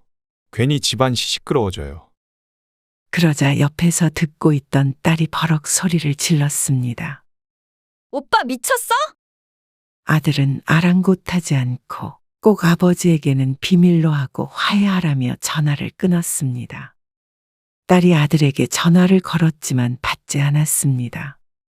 그리고 점심때가 될 때쯤 딸이 아들네에 찾아가겠다며 집을 나섰다가 1시간 뒤에 다시 돌아왔습니다. 문을 열어주지 않아서 얼굴도 못 보고 돌아왔다면서 말이죠. 그리고 남편이 돌아왔을 때 조 씨가 뭐라고 하기도 전에 딸이 미주알 고주알 일러 바쳤습니다. 그렇게 비밀로 하라는 아들의 신신당부에도 불구하고 말이죠. 그러니까 집안이 난리가 났습니다. 남편은 딸이 한 말을 잠자코 듣다가 다시 차키를 들었습니다. 어디가? 수찬이네. 걱정되는 마음에 조 씨가 따라 나섰고 딸도 씩씩거리면서 뒤를 쫓았습니다. 아들네 집에 가서 초인종을 누르니 인터폰을 보고 아들이 금방 문을 열었습니다. 아, 아버지. 여긴 어쩐 일이세요? 좀 들어가마. 남편이 아들을 지나쳐서 안으로 들어갔습니다. 점심을 먹고 있었는지 며느리가 식탁 앞에 앉아 있었습니다. 조 씨의 남편은 서 있는 채로 아들에게 물었습니다. 수경이가 한 말이 다 맞냐? 수경이가 뭐라고 했는데요? 그건 너희가 더 잘 알겠지. 그러자 아들의 얼굴이 시퍼렇게 변했습니다. 너희 도대체 무슨 생각으로 엄마를 그렇게 대해? 남편이 호통을 치자 며느리가 울며 말했습니다. 아니, 아버님. 그러면 요즘 세상에 며느리를 그렇게 대하는 경우가 어디 있어요? 다른 며느리들 같았으면 진작에 발길 끊었을 거예요. 저는 그렇게 하기는 싫고 잘 해결하고 싶어서 똑같이 하면 어머님이 느끼는 바가 있으실 거라고 생각했어요. 그렇게 나름 조용히 해결하려고 한 거예요. 근데 아가씨가 전화를 해서 갑자기 화내고 윽박을 지르는 바람에 안 그래도 임신 초기라 조심해야 하는데 놀랐어요. 그걸 말이라고 해. 수찬이 너는 이 행동이 맞다고 생각하냐? 그러니 아들은 아무 말도 못했습니다. 둘 다 잘못했다는 말은 나오지 않는 모양이었습니다. 남편이 가만히 있다가 식탁 위에 있던 밥그릇을 휙 엎어버렸습니다. 너는 그래놓고는 밥이 목구멍으로 넘어가. 어떻게 이렇게 부모 알기를 우습게 알아? 아버지, 그게 아니라요. 민선이도 나름대로 사정이. 사정이 어찌됐건 간에 그렇게 다 마음에 안 들고 화가 나고 그러면 안 보고 살면 그만이야. 그동안 네 엄마가 너희 눈치 보느라 힘들었던 거 하나도 모르지? 나도 더 이상 네 엄마 고생시킬 마음 없다. 그렇게 잘난 너희가 알아서 살아. 그리고 자식이라는 이유로 받은 지원은 다 돌려줘라. 네? 그게 무슨 말씀이세요? 이 집, 이것도 도로 내놔. 너희 결혼할 때 내가 마련해 준 거지. 아, 아버지, 당장 어디로 가라고요? 민선이 임신했어요. 이러지 마세요. 그러자 며느리가 훌쩍이던 울음을 그쳤습니다. 당장 일이 심각하게 돌아가니 눈치를 보기 시작했죠. 이 집 내놓고 너희가 알아서 살아. 그리고 찾아오지 말아라. 그러면 식은 밥을 먹든 쉰밥을 먹든 하는 일은 없을 거 아니냐. 아버지, 죄송해요. 죄송해요. 어머님, 아버님. 그제서야 그 입에서 죄송하다는 말이 나왔지만 누가 봐도 집 때문에 하는 억지 사과였습니다. 그렇게 당당하고 자기만 잘했다던 며느리의 태도가 180도 변하자 어처구니가 없었습니다. 2달 안에 집 비우고 나가라. 결혼할 때 축의금 들어온 거 너희들한테 현금으로 다 줬지. 그것도 도로 뱉어. 그러자 아들이 갑자기 무릎을 꿇었습니다. 아버지, 그러지 마세요. 태어날 손주를 생각해서라도 화 좀 풀어주세요. 아버님, 죄송합니다. 그런 뜻이 아니었어요. 얼마나 손이 발이 되도록 비는지 보는 사람이 다 안타까울 지경이었습니다. 그러자 남편도 차마 임신한 며느리를 맨몸으로 쫓아낼 수는 없었는지 말을 했습니다. 그럼 이 집에서 살게 해줄 테니까 매달 월세 100만 원씩 네 엄마 통장으로 넣어라. 그거 안 넣으면 바로 쫓아낼 거야. 아니, 아버지. 100만 원이요? 정말 너무하신 거 아니에요? 자식한테 어떻게 월세를 받으세요? 120만 원씩 넣어. 그러자 아들이 다시 입을 다물었습니다. 그게 싫으면 나가. 그러고서 조씨 일행은 아들네 집을 나왔습니다. 착잡한 마음이 들었습니다. 결국엔 돈 때문에 자식의 사과를 받는구나 싶었습니다. 만약 이 집이 남편의 것이 아니었다면 저렇게 저자세로 나왔을까 하는 의문이 들었죠. 얼마 뒤에 아들은 며느리와 싸웠다며 작은 짐을 들고 조씨의 집으로 왔습니다. 아마도 그날의 일이 발단이 된 듯했죠. 그러면서 이혼안에 만회했는데 조씨는 한숨부터 나왔습니다. 지난번에는 잘못했습니다. 제 대처가 잘못됐어요. 사과 충분히 들었으니까 월세 잘 내고. 너희 일은 둘이 알아서 해결해. 조씨는 아들을 집에 들이지 않았습니다. 아니, 월세를 120만 원씩 내면 애는 어떻게 키워요? 그것 때문에 싸운 거잖아요. 네 애지 내 애니? 그러고서는 문을 쾅 닫아버렸습니다. 아들은 다시 집으로 돌아간 것 같았고 이혼한다는 말 없이 있는 걸 보니 잘 화해를 했던가 애초에 이혼할 생각 없이 월세를 안 내려고 조 씨를 설득하고자 쇼를 한 것 같기도 했습니다. 아버지가 무섭긴 했는지 다음 달부터 월세 120만 원이 조 씨의 통장으로 들어왔습니다. 그리고 조 씨는 아들을 안 보고 지냈습니다. 아들을 보면 며느리도 봐야 할 텐데 그 얼굴을 안 보고 싶었습니다. 손님으로 대하라고 했으니 반갑지 않은 손님으로 대하면 될 것 같았습니다. 전화가 와도 받지 않고 찾아와도 집에 안 들이면 그만인 손님 말이죠. 가족이 아니니 죄책감은 가질 필요가 없을 듯 했습니다.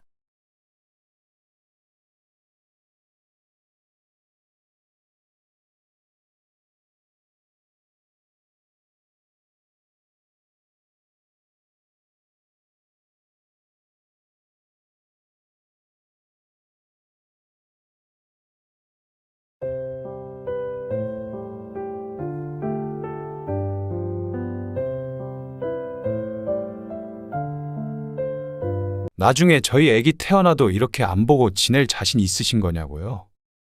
엄마 아빠가 저희한테 그렇게 매정하게 하신다면 저희도 매정하게 굴 수밖에 없어요. 그 말 하려고 이 시간에 이렇게 남의 집에 난입한 거야? 남의 집이요. 난입이요. 여기가 너희 집이야? 말도 없이 들어왔으면 난입이지 뭐야? 그리고 지금 나중에 손주 얼굴 안 보여주겠다고 협박이라도 하는 거야? 협박이 아니고요. 일어날 수 있는 일에 대해서 미리 경고 드리는 거예요. 그래. 부모가 자기 자식 안 보여주고 싶다는데 어쩔 수 없지. 네? 그리고 앞으로 이렇게 함부로 쳐들어오지 말아라. 자식이라고 부모 집에 이렇게 마음대로 와도 되는 줄 알아. 너희가 이렇게 말도 없이 한 번 찾아오면 우리는 2번 찾아갈 거니까 그런 줄 알아. 오늘 이야기 속 주인공은 57세 신미경 씨입니다. 그리고 그녀의 아들과 며느리에 관한 이야기이죠. 신 씨는 아들 며느리가 집에 찾아오는 것이 부담스러웠습니다. 정확히 말하자면 예고도 없이 들이닥치는 것이 무척 불편했죠. 아들이 결혼하고 남편과 둘이서 편히 지내다가 말도 없이 아들 부부가 오면 급히 청소하랴 밥 차리랴. 시부모님보다 더 힘든 존재들이었습니다. 게다가 며느리가 임신을 하면서 당연하듯 손주를 봐줄 것을 요구하니 차라리 이제는 찾아오지 말았으면 하는 마음도 들었습니다. 어째서 자식은 부모 집에 마음대로 쳐들어와도 되고 부모는 무조건적으로 자식을 위해 희생을 해야 하는지 몰랐습니다. 그걸 거절한다면 매정하다는 소리를 들었습니다. 신 씨는 아직 50대였습니다. 나이 들었다면 나이 들었고 또 젊다면 젊은 나이. 자식들 다 키워놨으니 이제는 신 씨 부부만을 위한 삶을 살고 싶었습니다. 부모로서 할 의무는 충분히 다했고 남들보다 넘치면 넘쳤지 부족한 사랑을 줬다고 생각하지 않았습니다. 그래서 결혼할 때도 많은 지원을 해주었고 말이죠. 신 씨는 부모라고 죽을 때까지 자식만을 위해 살다가 죽으라는 법은 없다고 생각했습니다. 그리고 그런 희생을 강요하고 그저 자신들 인생이 먼저인 자식 며느리는 신 씨도 사양이었습니다. 신 씨는 아들, 딸이 하나씩 있었습니다. 올해 아들은 31, 딸은 29이 되었습니다. 딸은 24세 직장에 다니면서 일찍이 독립을 했습니다. 직장이 집과는 거리가 멀어서 어쩔 수 없었고 아들은 계속 신 씨 부부와 함께 살고 있습니다. 그러다가 아들이 29이 되었을 때 갑자기 결혼을 하겠다고 했습니다. 다소 이른 나이라고 생각했죠. 그래서 결혼 계획을 알렸을 때 신 씨 부부는 결혼을 2, 3년은 늦췄으면 하는 마음이 있었습니다. 신 씨가 일찍 결혼해서 자식들을 낳았기 때문에 좀 더 젊었을 때 삶을 즐겼으면 했습니다. 굳이 20대 결혼을 서두를 필요가 있나 해서 오늘 떼보았지만 아들과 예비 며느리는 당장 결혼하길 원했습니다. 그래서 신시부부도 아들의 뜻대로 하라고 했습니다. 그렇게 원하는데 굳이 반대할 이유는 없다고 생각했습니다. 신씨 부부는 아들이 결혼할 때 서울에 있는 아파트 전세금을 전부 지원해 줬습니다. 그리고 딱 그만큼 딸에게도 미리 주었죠. 너희 둘이 똑같이 줬으니까 어떻게 쓰는지는 너희 자유야. 아들은 신혼집을 구했고 딸도 오피스텔에서 곧 아파트로 이사할 계획을 세웠습니다. 딸에겐 아직 결혼이 먼 일이었기 때문이었습니다. 신씨 부부는 이제는 아들, 딸 인생에 관여하지 않기로 했죠. 전세금이라고 하더라도 금액은 결코 적지 않았습니다. 기준을 낮춘다면 작은 아파트도 살 수 있는 금액이었습니다.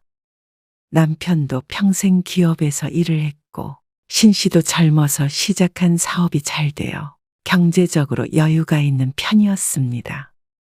둘 다 지금도 여전히 일을 하고 있었으니 말이죠.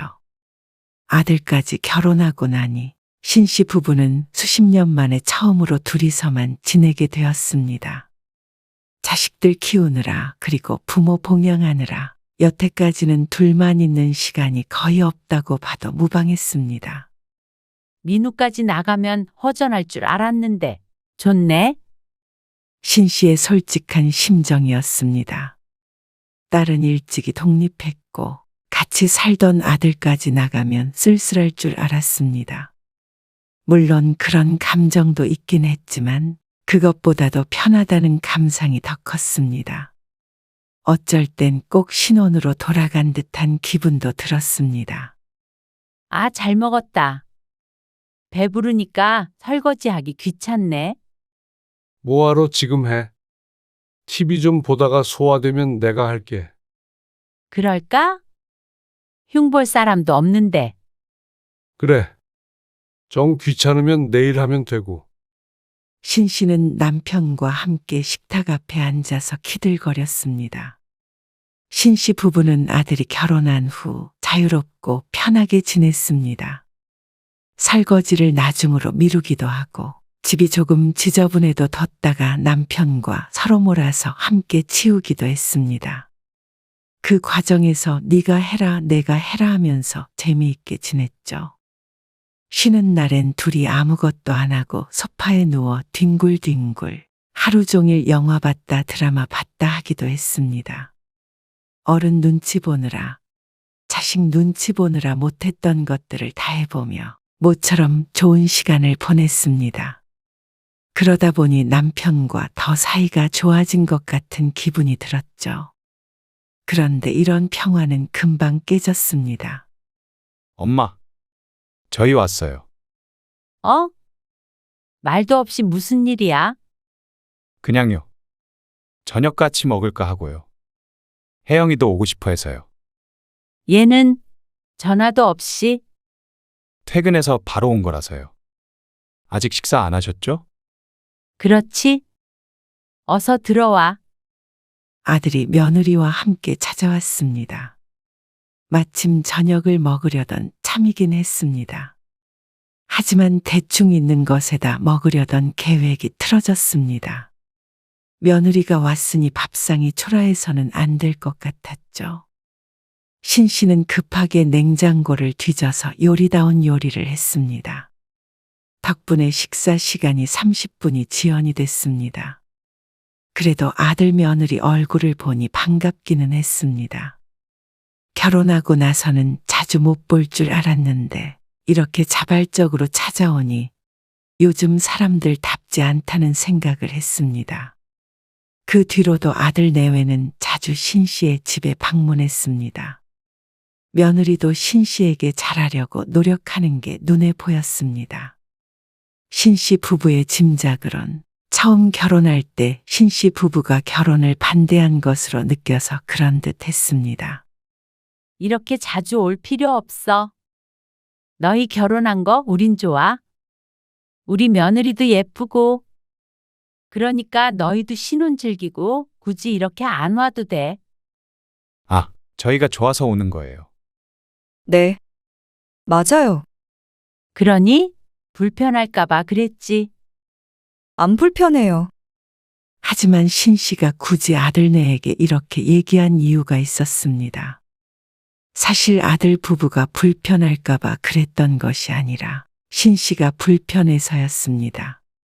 아들 부부는 최소 일주일에 한 번, 많게는 일주일에 3번까지도 찾아왔습니다. 그것도 대부분은 연락도 없이 들이닥쳤습니다.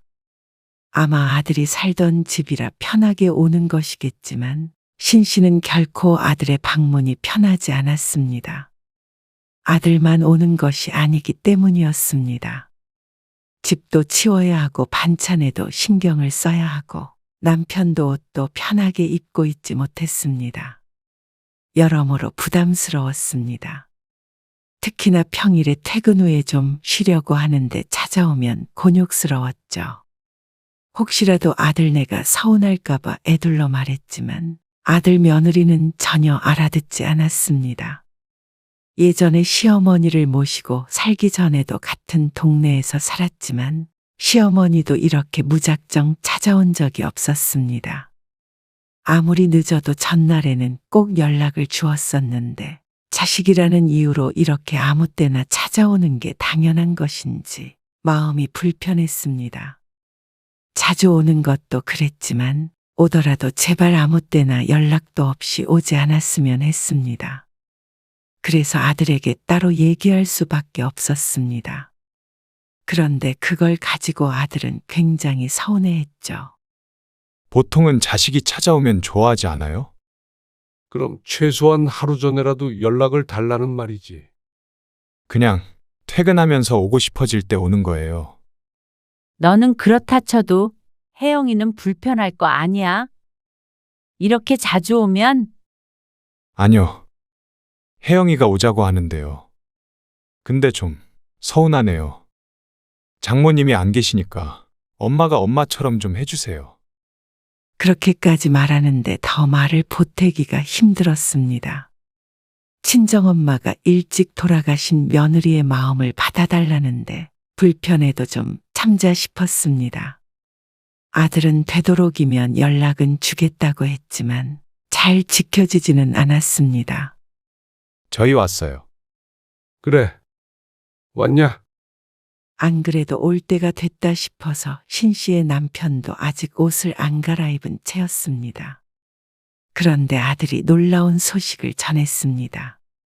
혜영이 아이 가졌어요. 뭐? 임신했어? 네.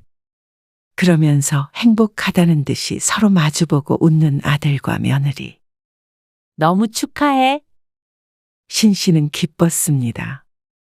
그리고 얼떨떨하기도 했습니다. 50대 중반의 나이에 벌써 할머니가 될 줄은 몰랐습니다. 아들이 결혼을 했으니 당연히 손주가 생기겠지 하고 막연하게 생각은 했지만 정말로 할머니가 됐다고 하니 얼떨떨할 만도 했습니다. 남편도 같은 표정이었습니다. 우리 아들이 벌써 우리를 할머니, 할아버지를 만들어주네. 그러고선 남편은 기분 좋은 표정을 지었습니다. 오늘도 예고 없이 찾아왔지만 식사 분위기는 무척 화기애애했습니다. 그리고 아들 며느리가 집에 돌아간 뒤에는 딸의 조언을 들어서 며느리에게 산후조리원 비용을 보내주었습니다. 그리고 며칠 뒤에는 축하 선물도 따로 보내주었습니다. 하나밖에 없는 며느리가 아이를 가졌다고 하니 신 씨 부부도 최선을 다해서 이것저것 해주려고 노력했습니다. 그런데 아들은 그 외에도 신 씨 부부에게 다른 것을 요구했습니다. 저희가 맞벌이도 해야 되고 그러니까요. 아기 태어나면 엄마가 좀 봐주셨으면 해요. 뭐? 나? 신 씨가 손가락으로 스스로를 가리키며 물었습니다. 그러자 아들이 고개를 끄덕였습니다. 아주 당연하다는 듯한 표정으로 말이죠. 물론 공짜로 부탁드리는 건 아니에요. 한 달에 100만 원씩 드릴게요. 사뭇 의기양양해 보이는 모습에 신 씨는 어안이 벙벙했습니다. 신 씨가 집에서 노는 게 아니라는 걸 아는데도 100만 원에 저렇게 당당할 수 있다는 게 놀라웠죠. 신 씨의 남편은 대기업에 다녔고 신 씨는 사업을 했습니다. 아주 큰 회사는 아니지만 직원이 3명이 있었고 잘 되지 않을 때도 남편만큼은 충분히 벌었습니다. 남편이 종종 자신이 퇴직하면 취직시켜달라고 농담처럼 말하곤 했는데 아들은 그런 사정은 모르는 모양이었습니다. 그러면 아들, 딸에게 수억씩 지원해준 돈은 다 어디서 생겼다고 생각하는지 몰랐죠. 그리고 돈이 문제가 아니었습니다. 신 씨는 노후에 손주를 봐주며 지낸다는 생각은 별로 해본 적이 없었습니다. 일이 바쁘기도 했고 평생 가정에 헌신하며 산 후 아들, 딸 모두 독립시켰으니 이제는 내 일하면서 남편과 시간도 보내고 그렇게 지내고 싶었습니다. 남편도 같은 생각이었는지 신 씨가 뭐라 대답하기도 전에 먼저 말했습니다. 그건 힘들지. 엄마도 일하고 있는데 잠깐 쉬시면 되죠. 그렇게 대충 일하는 줄 알아? 그러자 아들은 거절당할 줄은 몰랐다는 듯한 반응이었습니다. 그런 아들에게 남편이 단호하게 말했습니다. 맞벌이 하더라도 여러 가지 방법이 있잖냐. 엄마가 봐줄 수 없는 상황이니까 둘이 상의해서 잘 해결해봐. 그랬더니 아들은 또 서운하다며 돌아갔고 남편은 끝까지 너희가 책임져야 한다며 선을 그었습니다. 우리가 너무 심한 건 아니겠지? 심하긴. 어떻게 키워보지도 않고 바로 당신한테 봐달라 그래? 그것도 그랬습니다. 그리고 아들이 서운해한다고 하더라도 그것 때문에 신 씨가 아이를 봐줄 수는 없을 것 같았습니다. 그러다가 며칠 뒤에 아들 며느리가 또 찾아왔습니다. 연락 좀 하고 오라니까 정말. 남편이 퇴근하기도 전에 와서는 자리 잡고 앉아있자 신 씨도 한숨이 나왔습니다. 퇴근해서 좀 느긋하게 있고 싶었는데 손님이 있으니 마음대로 퍼져 있지도 못했습니다. 안 그래도 낮에 일이 꼬여 하루 종일 스트레스 받았었는데 아들 며느리를 보니 자신도 모르는 사이의 표정에서 표시가 났던 모양이었습니다. 남편이 곧 돌아오고 아들 며느리와 넷이서 식사를 하는데 며느리가 벼랑간 훌쩍거렸습니다. 왜 그래? 왜 울어? 신 씨가 놀라서 물었고 남편도 당황한 눈치였습니다. 그러자 며느리가 흐느끼며 말했습니다. 왜 어머님, 아버님은 저를 남처럼 대하세요? 결혼 반대하신 거 아니라고 하셨으면서 제가 와도 탐탁지 않아 하시는 것 같고요. 그럴 리가 있어? 왜 가족으로 생각을 안 해? 그러자 아들이 한숨을 쉬면서 말했습니다. 오죽했으면 혜영이가 울어요. 그러면서 또 애기 얘기를 꺼냈습니다. 며느리도 고개를 끄덕이며 말을 했습니다. 애기도 안 봐주신다고 그러고 너무 서운해요. 기가 막혀서 말을 못하고 있었는데 며느리는 더욱 서럽게 울었습니다. 이를 도대체 어째야 하는지 몰랐습니다. 남편도 우는 며느리에게 또 단호하게 굴기가 쉽지 않은지 난감한 기색이었습니다. 그래서 신 씨 부부는 아무 말 없이 며느리를 달랬습니다. 신 씨는 임신한 며느리가 울고 있는데 거기에다 대고 매정하게 말을 할 수가 없었습니다. 일단은 대화를 일단락했고 아들 며느리를 돌려보냈습니다. 그리고 나중에 아들을 따로 불렀습니다. 얼렁뚱땅하다가는 정말로 전적으로 손주를 봐줘야 하는 상황이 될 것 같았습니다. 할머니도 어릴 때 저희 키워주셨다면서요. 아들이 신 씨의 시어머니 얘기를 꺼냈습니다. 신 씨가 둘째까지 낳고 다시 일을 시작하려는데 1년간 시어머니가 왔다 갔다 하면서 아이들을 봐주었죠. 하지만 신 씨도 할 말은 있었습니다. 나중에 시어머니를 5년간 모시고 살았고 돌아가시기 1년 전부터는 누워서만 생활하는 시어머니의 수발도 신씨 부부가 손수 들었습니다. 그걸 아들, 딸도 모두 보고 컸습니다. 그러면 너 나중에 우리 그렇게 데리고 살 자신 있어? 한번 묻고 싶었습니다. 하지만 아들은 말문이 막힌 듯 대답이 없었습니다. 우리도 늙어서 너희한테 부양하라는 소리 안 해. 그러니까 지금까지 열심히 일하고 있고. 그런데 일을 쉬면서 애를 봐달란 소리를 했으면 나중에 우리 부양할 생각도 있다는 소리야. 남편이 아들에게 물었지만 아들은 여전히 말이 없었습니다. 거 봐라. 지난번에도 얘기했지만 다른 방법 찾아봐. 엄마한테 100만 원 줄 생각하지 말고 그거 보태서 도우미를 알아보든 해봐. 그러자 아들은 불만스러운 표정을 지으며 말했습니다. 애 못 봐주실 거면 그럼 도우미 비용을 보태주세요. 뭐? 아이를 봐주거나 아니면 도우미 비용을 달라는 아들. 그러자 아이를 봐달라고 한 것도 결국 돈 때문인가 하는 의심이 들었습니다. 아이를 봐줄 상황이 아니라는 걸 알 텐데도 자꾸만 우기는 게 이상하긴 했습니다. 너, 그게 맞는 말인지 다시 한번 생각해봐라. 남편은 더 이상의 대화를 이어갈 수 없다고 생각했는지 아들을 돌려보냈습니다. 그리고 무척 속상한 듯 계속 한숨만 쉬었습니다. 아들에게 실망한 듯도 보였습니다. 어째서 부모가 무조건 애를 봐줘야 하고 그게 아니라면 돈을 대줘야 한다고 생각하는지 몰랐습니다.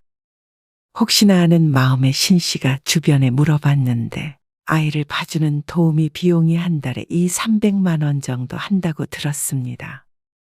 그래서 그 돈을 신씨에게 달라고 한 것인 모양이었습니다. 한 사람 월급에 맞먹는 금액이니 말이죠. 그래 놓고는 신씨에게는 선심이라도 쓰는 듯이 100만 원을 주겠다고 한 아들이 괘씸하기도 했습니다. 결혼할 때 서운하지 않게 해줬다고 생각했는데 이 문제를 가지고 신씨에게 섭섭하다고 하는 아들에게 오히려 신씨가 섭섭했습니다. 신경 쓰지 마. 자기들이 알아서 해야지. 신씨도 남편과 같은 마음이었습니다. 생각이 많아지는 밤이었죠. 그리고 한동안은 아들은 연락이 없었습니다. 신경 쓰이기도 했지만 아무 때나 쳐들어오는 아들 며느리가 없으니 몸은 편했습니다. 그리고 한 달쯤 뒤에 명절이 되었습니다. 아들 부부도 오고 오랜만에 딸도 집으로 왔습니다. 신씨는 미리 상다리 부러지게 음식을 차려놓고 기다렸습니다. 아들과는 트러블이 있었지만 그래도 다 같이 모이니 마냥 반가웠습니다. 회사 잘 다니고 있어? 그냥 다니는 거지. 영원히 명절이었으면 좋겠다. 딸의 말에 신씨가 웃으며 밥을 먹었습니다. 맛있지? 너희 좋아하는 걸로 엄마가 신경 많이 썼어. 이거 임산부한테 좋은 음식이래.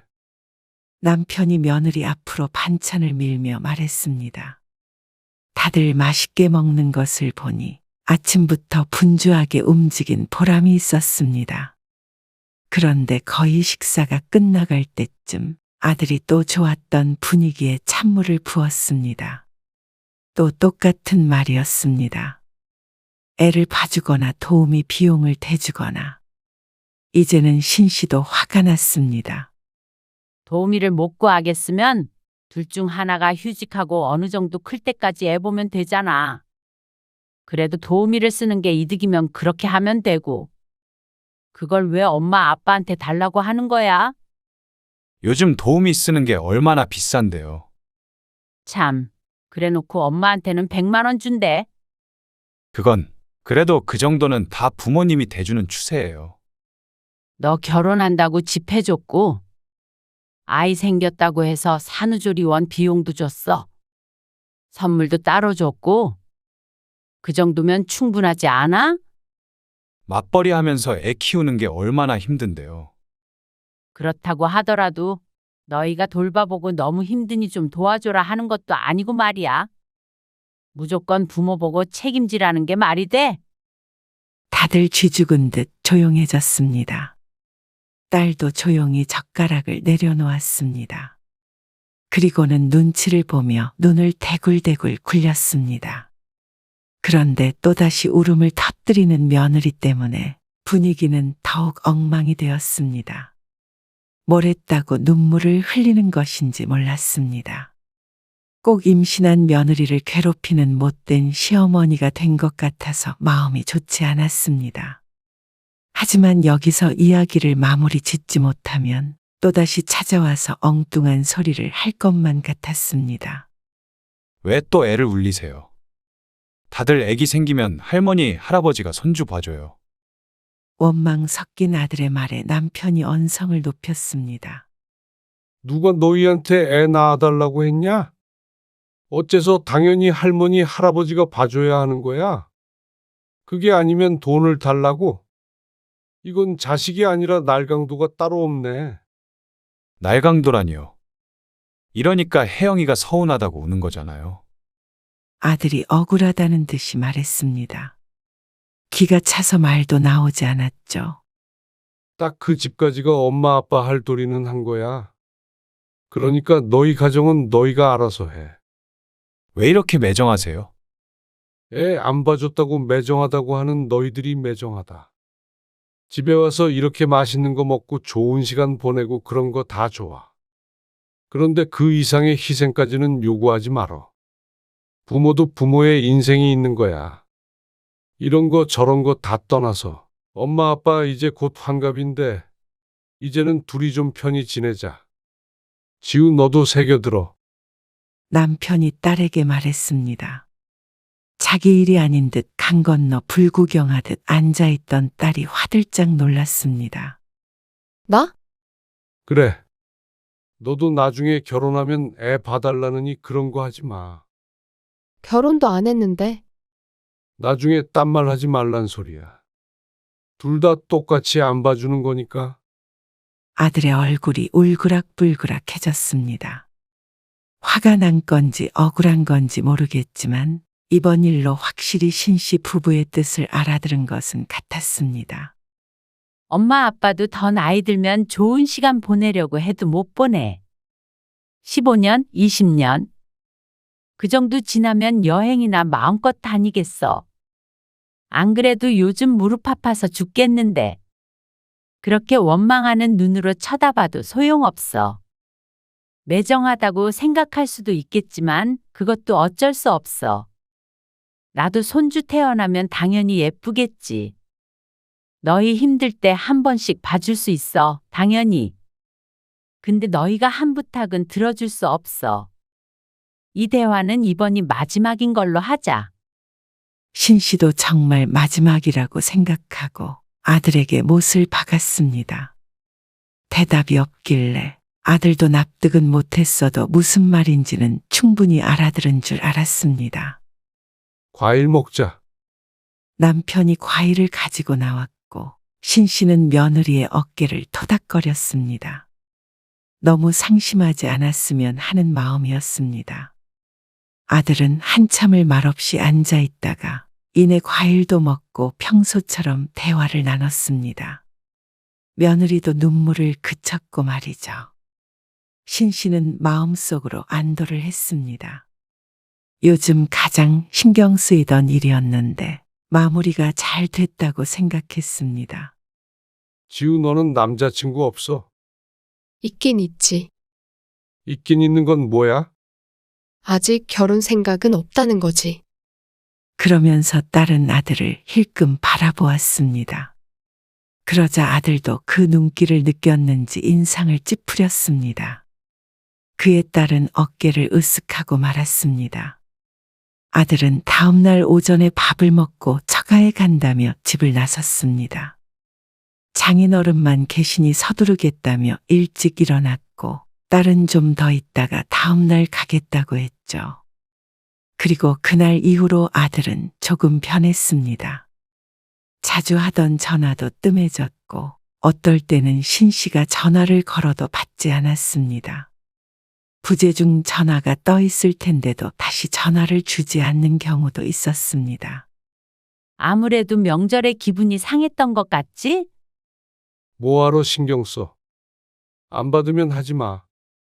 기분이 그렇다? 뭐가? 씁쓸하네. 우리가 너무 오냐오냐 키웠나 봐. 신 씨의 말에 남편도 고개를 끄덕였습니다. 그러니까 부모가 당연히 다 해줘야 한다고 생각하는 거겠지. 너무 의존적이야. 근데 우리가 그렇게 키운 걸 어떡해? 이렇게 연락 끊으려는 걸까? 그렇기야 하겠어. 그리고 그렇다고 하더라도 뭘 어떻게 해. 그래서 일도 안 하고 애 봐주게. 그건 아니지. 그러면 너무 신경 쓰지 마. 알았어. 모처럼 둘이 데이트나 하고 올까? 어디 가게? 그냥 유 앞에서 산책하다가 밥 먹고 들어오지 뭐. 그래. 그래서 그날 이후로 신 씨도 아들에게 연락하지 않았습니다. 그러자 애가 탄 것은 아들 부부였던 모양이었습니다. 한 달쯤 지나자 아들이 며느리와 함께 또다시 신 씨의 집으로 찾아왔습니다. 비밀번호가 눌리고 벌컥 열리는 현관에 신 씨는 깜짝 놀라 작게 비명을 질렀습니다. 남편이 이미 집에 있으니 들어올 사람이라고는 아들밖에 없을 텐데 오랜만이라 그런가 많이 놀랐죠. 마침 씻고 나와서 민소매에 반바지를 입고 머리도 수건으로 두르고 있었는데 며느리 보기에 무척 민망했습니다. 그리고 사각 팬티처럼 얇은 바지를 입고 있던 남편은 황급히 안방으로 들어갔습니다. 너 이렇게 말없이 들이닥치지 말라고 했지? 오랜만에 보는 아들인데도 반가운 인사말보다도 핀잔을 주는 듯한 말이 먼저 나갔습니다. 며느리도 당황스러워 보였는데 아들만은 태평했습니다. 가족끼리 뭐가 어때서요? 다소 도전적으로 느껴지는 듯한 말투였습니다. 첫 마디를 들으니 무슨 생각으로 쳐들어온 것인지 짐작이 갔습니다. 결코 좋은 용건은 아닌 것 같았습니다. 남편이 잠시 뒤에 옷을 갖춰 입고 나왔습니다. 무척 언짢은 표정으로 말이죠. 무슨 일이야? 생각은 해보셨어요? 무슨 생각? 남편이 황당해서 묻자 아들은 오히려 당황한 듯 보였습니다. 나중에 저희 애기 태어나도 이렇게 안 보고 지낼 자신 있으신 거냐고요? 그제서야 아들이 무슨 말을 하는지 알아들었습니다. 그간 연락을 끊고 찾아오지 않은 이유가 있었습니다. 신씨 부부가 스스로 깨닫기라도 바라는 듯 했죠. 엄마 아빠가 저희한테 그렇게 매정하게 하신다면 저희도 매정하게 굴 수밖에 없어요. 남편이 기가 찬 웃음을 뱉었습니다. 유쾌하지 않은 웃음에 아들이 움찔했습니다. 그 말 하려고 이 시간에 이렇게 남의 집에 난입한 거야? 남의 집이요. 난입이요. 거친 표현에 아들이 화를 냈습니다. 여기가 너희 집이야? 말도 없이 들어왔으면 난입이지 뭐야? 기가 죽었을 것으로 예상하고 왔는지 아들은 기대와는 다른 반응에 놀란 듯 보였습니다. 지금 나중에 손주 얼굴 안 보여주겠다고 협박이라도 하는 거야? 협박이 아니고요. 일어날 수 있는 일에 대해서 미리 경고 드리는 거예요. 경고? 말이 그렇다는 거죠. 그게 협박이라는 거야. 그렇게 받아들이셨다면 어쩔 수 없고요. 저희도 이번 일로 엄마 아빠한테 실망이 커서요. 그래. 부모가 자기 자식 안 보여주고 싶다는데 어쩔 수 없지. 네? 남편의 말에 아들은 바보같이 되물었습니다. 아직 나오지 않은 손주가 뭐가 예쁘다고 그런 협박에 벌벌 떨겠냐. 진짜 너무하신 거 아니에요? 버럭 성질을 내는 아들을 제쳐두고 이번엔 신 씨가 며느리에게 물었습니다. 지난번에 민우한테도 얘기했었는데 너희는 우리 노후 책임질 생각은 하고 이러는 거야?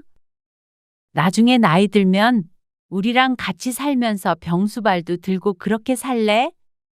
아, 그거랑 무슨 상관이에요? 그 정도 생각도 없이 엄마 아빠한테만 희생을 강요해. 손주 봐주는 게 뭐가 희생이에요? 다들 오히려 고맙다고 그래요. 며느리는 그런 생각은 안 해보았는지 얼굴이 하얘져서 대답이 없었습니다. 아니, 노후에 책임지는 거 우리도 안 바란다. 그러니까 너희도 너희 앞가림 알아서 해. 애를 낳기도 전에 우리 보고 키우라고 하는 게 말이 되니. 육아휴직도 있고 얼마든지 애 키울 방법 있잖아. 도우미를 써도 너희 돈으로 써. 엄마, 지금 도우미 비용 아까워서 이러시는 건 아니죠? 아들의 말에 이번에는 신 씨가 헛웃음을 내뱉었습니다. 어쩜 이런 아들이 다 있나 싶었습니다. 쭉 함께 살았었는데도 모르고 지냈던 자신이 바보 같았습니다. 아니, 너희한테는 도우미 비용이 아니라 이미 해준 전세금도 아깝다. 남들보다 편히 살라고 해준 거였는데 너희는 받은 건 모르고 더 달라고 이렇게 찾아와서 따지는구나. 도우미를 쓰려거든 전세금 빼서 하든 말든 알아서 해. 그리고 앞으로 이렇게 함부로 쳐들어오지 말아라. 앞으로 이렇게 말없이 한 번 찾아오면 우리는 2번 찾아갈 거니까. 저희 집에요. 그래. 그런 시부모 원하는 건 아니겠지? 부모님이 오시는 거랑 자식이 오는 거랑 같아요. 뭐가 달라? 부모도 사생활이라는 게 있어. 이렇게 함부로 들어오지 마. 독립했으면 여긴 너희 집 아니야. 왜 이렇게 이기적이세요? 아무리 말해도 모르니 너도 나중에 나이 들어봐라. 과연 누가 이기적이었는지. 진짜로 손주 못 봐도 후회 안 하신다는 거죠. 아들은 남은 패는 그것밖에 없다는 듯 똑같은 말을 반복했습니다. 하지만 그런 아들을 남편은 비웃었습니다. 그래. 직접 안 키워준 할머니, 할아버지는 손주를 못 본다면 뭐 어쩔 수 없지. 나중에 누가 후회하나 한번 보자. 그러자 아들도 무언가 이상하게 돌아가고 있는 듯한 느낌을 받은 것 같았습니다. 이렇게 나올 줄은 몰랐던 눈치였습니다. 하나 얻은 것도 없이 든든한 지원군을 잃은 것은 아들 부부였습니다. 그러자 며느리가 아들의 소매를 잡아당겼습니다. 말리는 눈치였습니다. 하지만 신씨 부부는 아들 내외를 집 밖으로 쫓아버렸습니다. 모쪼록 몸 조심하고 순산하길 바란다. 그러고는 아들 내외가 돌아가고 나서 비밀번호부터 바꿨습니다. 이제 정말 마지막인 것 같아서 속이 후련했습니다. 오늘 아들을 보니 괘씸해서 더는 보고 싶지 않았습니다. 아들이 미우니 며느리도 밉고 손주도 보고 싶지 않았습니다. 아들은 신씨 부부 보고 차갑다고 했지만 신씨는 아들 며느리가 괘씸했습니다. 아이는 봐달라면서 나중에 늙으면 부양할 거냐는 물음에 둘 중 누구도 대답하지 못했습니다. 그걸 보니 마음이 더 확실해졌습니다. 저들 득대는 일만 하려 하고 부모는 일방적으로 희생만 해야 된다고 생각하는 듯 했습니다. 그런데 그렇게 협박했던 것 치고 아들은 오래가지 못했습니다. 1달도 안 돼서 먼저 연락이 왔습니다. 내일 좀 가도 돼요? 1번 쳐들어오면 2번 쳐들어간다는 말을 이제서야 알아들었는지 방문하겠다고 연락을 준 것이었습니다. 아니, 안 돼. 그러자 아들은 대뜸 사과를 했습니다. 애기 봐달라고 안 해요. 죄송해요. 혜영이도 이렇게 엄마 아빠랑 멀어지는 거 싫대요. 그런데 신씨의 마음은 그 말 한마디에 열리지 않았습니다. 아들의 속마음이야 어찌됐든 신씨는 의심이 되었습니다. 더는 부모에게 지원을 받지 못할까봐 마지못해 사과하는 것 같았죠. 아들은 아니라고 하지만 그래도 이미 상한 마음은 쉽게 낫지 않았습니다. 물론 나중에 아이가 태어나면 어떻게 될지 모르겠지만 현재로서는 아들을 보고 싶지 않았습니다. 엄마 아빠 좋은 시간 보내고 있으니까 너희도 이제 찾아올 생각 말고 알아서 살아. 그리고 나서 전화를 끊어버렸습니다. 신 씨는 더는 자식에게 얽매이지 않기로 다짐했습니다. 자식 생각에 스트레스 받아서 요즘 머리도 빠지고 했는데 그럴 이유가 전혀 없었습니다. 부모의 의무는 다 했으니 이제는 좀 더 신씨 부부만의 삶에 집중하며 살기로 했습니다. 거기에 아들이 불만이 있다면 각자 갈 길을 가면 그만이었습니다. 여보, 오늘 뭐 해 먹을까? 귀찮은데 라면 먹자. 내가 솜씨 좀 발휘해 볼게. 좋아. 신 씨는 앞으로도 이렇게 살 수 있다면 만족스러운 인생이라고 생각했습니다.